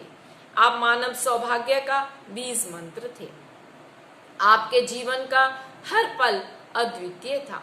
लेखक एवं रचनाकार के साथ आगमों के अद्भुत व्याख्याता थे। प्रवचन कला आगमिक थी। देसी एवं जन सामान्य की भाषाओं पर गहरी पकड़ थी। गरीब अमीर, जानकर अनजान सभी के लिए बराबर थे। आपका हर दिल पर एक छत्र राज था। आप आगमों की हर विधा के समायोजक थे। आपकी कालजयी रचनाओं का लोहा विश्व मानता है। संपूर्ण श्रावक एवं संत समाज आपको प्रमाणिक आगम पुरुष मानता है। आपको वर्तमान का वर्धमान कहा जाता है। गोहाना में संलेखना संथारा सहित प्रयाण कर 18 जुलाई 2007 को अलविदा ली। आपके संपूर्ण साहित्य एवं कृतित्व के अनमोल स्मृति चिन्हों का स्मारक स्थल टीपीएस पब्लिक स्कूल में देखा जा सकता है। आपसे गोहाना भगवान धाम हो गया है। प्रकाश चंद जी महाराज हैं भ्राता अग्र जो मेरे, मदन गच्छाधिपति हैं मन में वसते वो मेरे। नेत्र तब जिनका हमें आगे निरंतर ही बढ़ा रहा, करके वंदन मुनि प्रसाद, प्रसाद नित्य ही पा रहा। गुरुदेवों की आज साक्षात प्राप्त मंगल मूर्ति शिष्यों में सेठ श्री प्रकाश चंद जी महाराज साहब का जीवन देवों की दुकान कृतकापन का सा महिमालय देवालय है, जहां हर व्यक्ति की मुंह मांगी मंशा पूरी होती है। आपके चरण किसी सौभाग्य वरदायी देव स्थान से कम नहीं है। आप विद्वता सरलता के साथ सर्व मंगल मांगल्य की अद्भुत विभूति है। भक्त जनों के एकमात्र श्रद्धे शरण स्थल है। आपके चरणों में बैठकर शांति तथा सौभाग्य साथ साथ मिलते हैं। आप वचन सिद्ध मौनी बाबा हैं। आपने कितनों की बिगड़ी बनाई है। आपका जीवन जन कल्याण से भरा है। आप इस धरा पर अवतार पुरुष हैं, साधना के शिखर पुरुष हैं। इस समय संलेखना धारण किए हुए हैं। लगभग 4.5 वर्षों से आपकी संलेखना चल रही है। वार्धक्य के 92वें वर्ष में हैं। आप गोहाना के मंगल को शुभ लाभ के सौभाग्य से भर रहे हैं। आपका दर्शन पुण्यवान को प्राप्त होता है।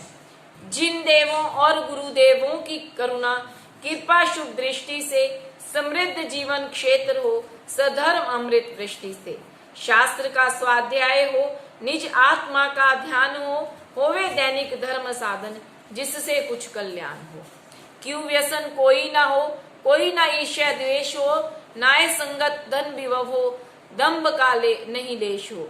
संग में जागृत परस्पर प्रेम सेवा भाव हो, धर्म की पतवार से भव पार जीवन नाव हो। अब परिसमापन से पूर्व मैं पूज्य गुरुदेव श्री सुंदर मुनि जी महाराज साहब, जो संघ शास्त्रा शासन प्रभावक पूज्य पाद महामहिम पूज्य गुरुदेव श्री सुदर्शन लाल जी महाराज के श्रेष्ठ सप्तम सुशिष्य रतन है, जिन्होंने अपने जीवन में पूज्य गुरुदेव श्री सुदर्शन लाल जी महाराज साहब की सेवा की। ज्ञान ध्यान संयम तप स्वाध्याय में अनालस्य के साथ केवल सेवा को लक्ष्य रखा। भंडारी श्री बलवंत राय जी महाराज की सेवा में सर्वात्मा समर्पित हूँ। उत्तर भारत की आस्था के मूल सिंह पुरुष पूज्य तपस्वी श्री बद्री प्रसाद जी महाराज के संथारे के निर्यापक बने। 72 दिन तक उनकी सेवा में तत्पर रहे। हर व्यवस्था व्यवस्थापन में मात्र 28 वर्ष की उम्र में अटल अडिग समर्पित सजग प्रहरी रहे।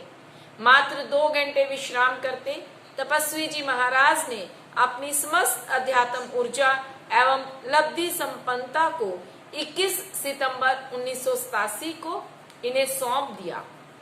सेवा से खुश होकर अपने दोनों मुनि पुत्रों को इन गुरुदेव के हाथों में सौंप दिया।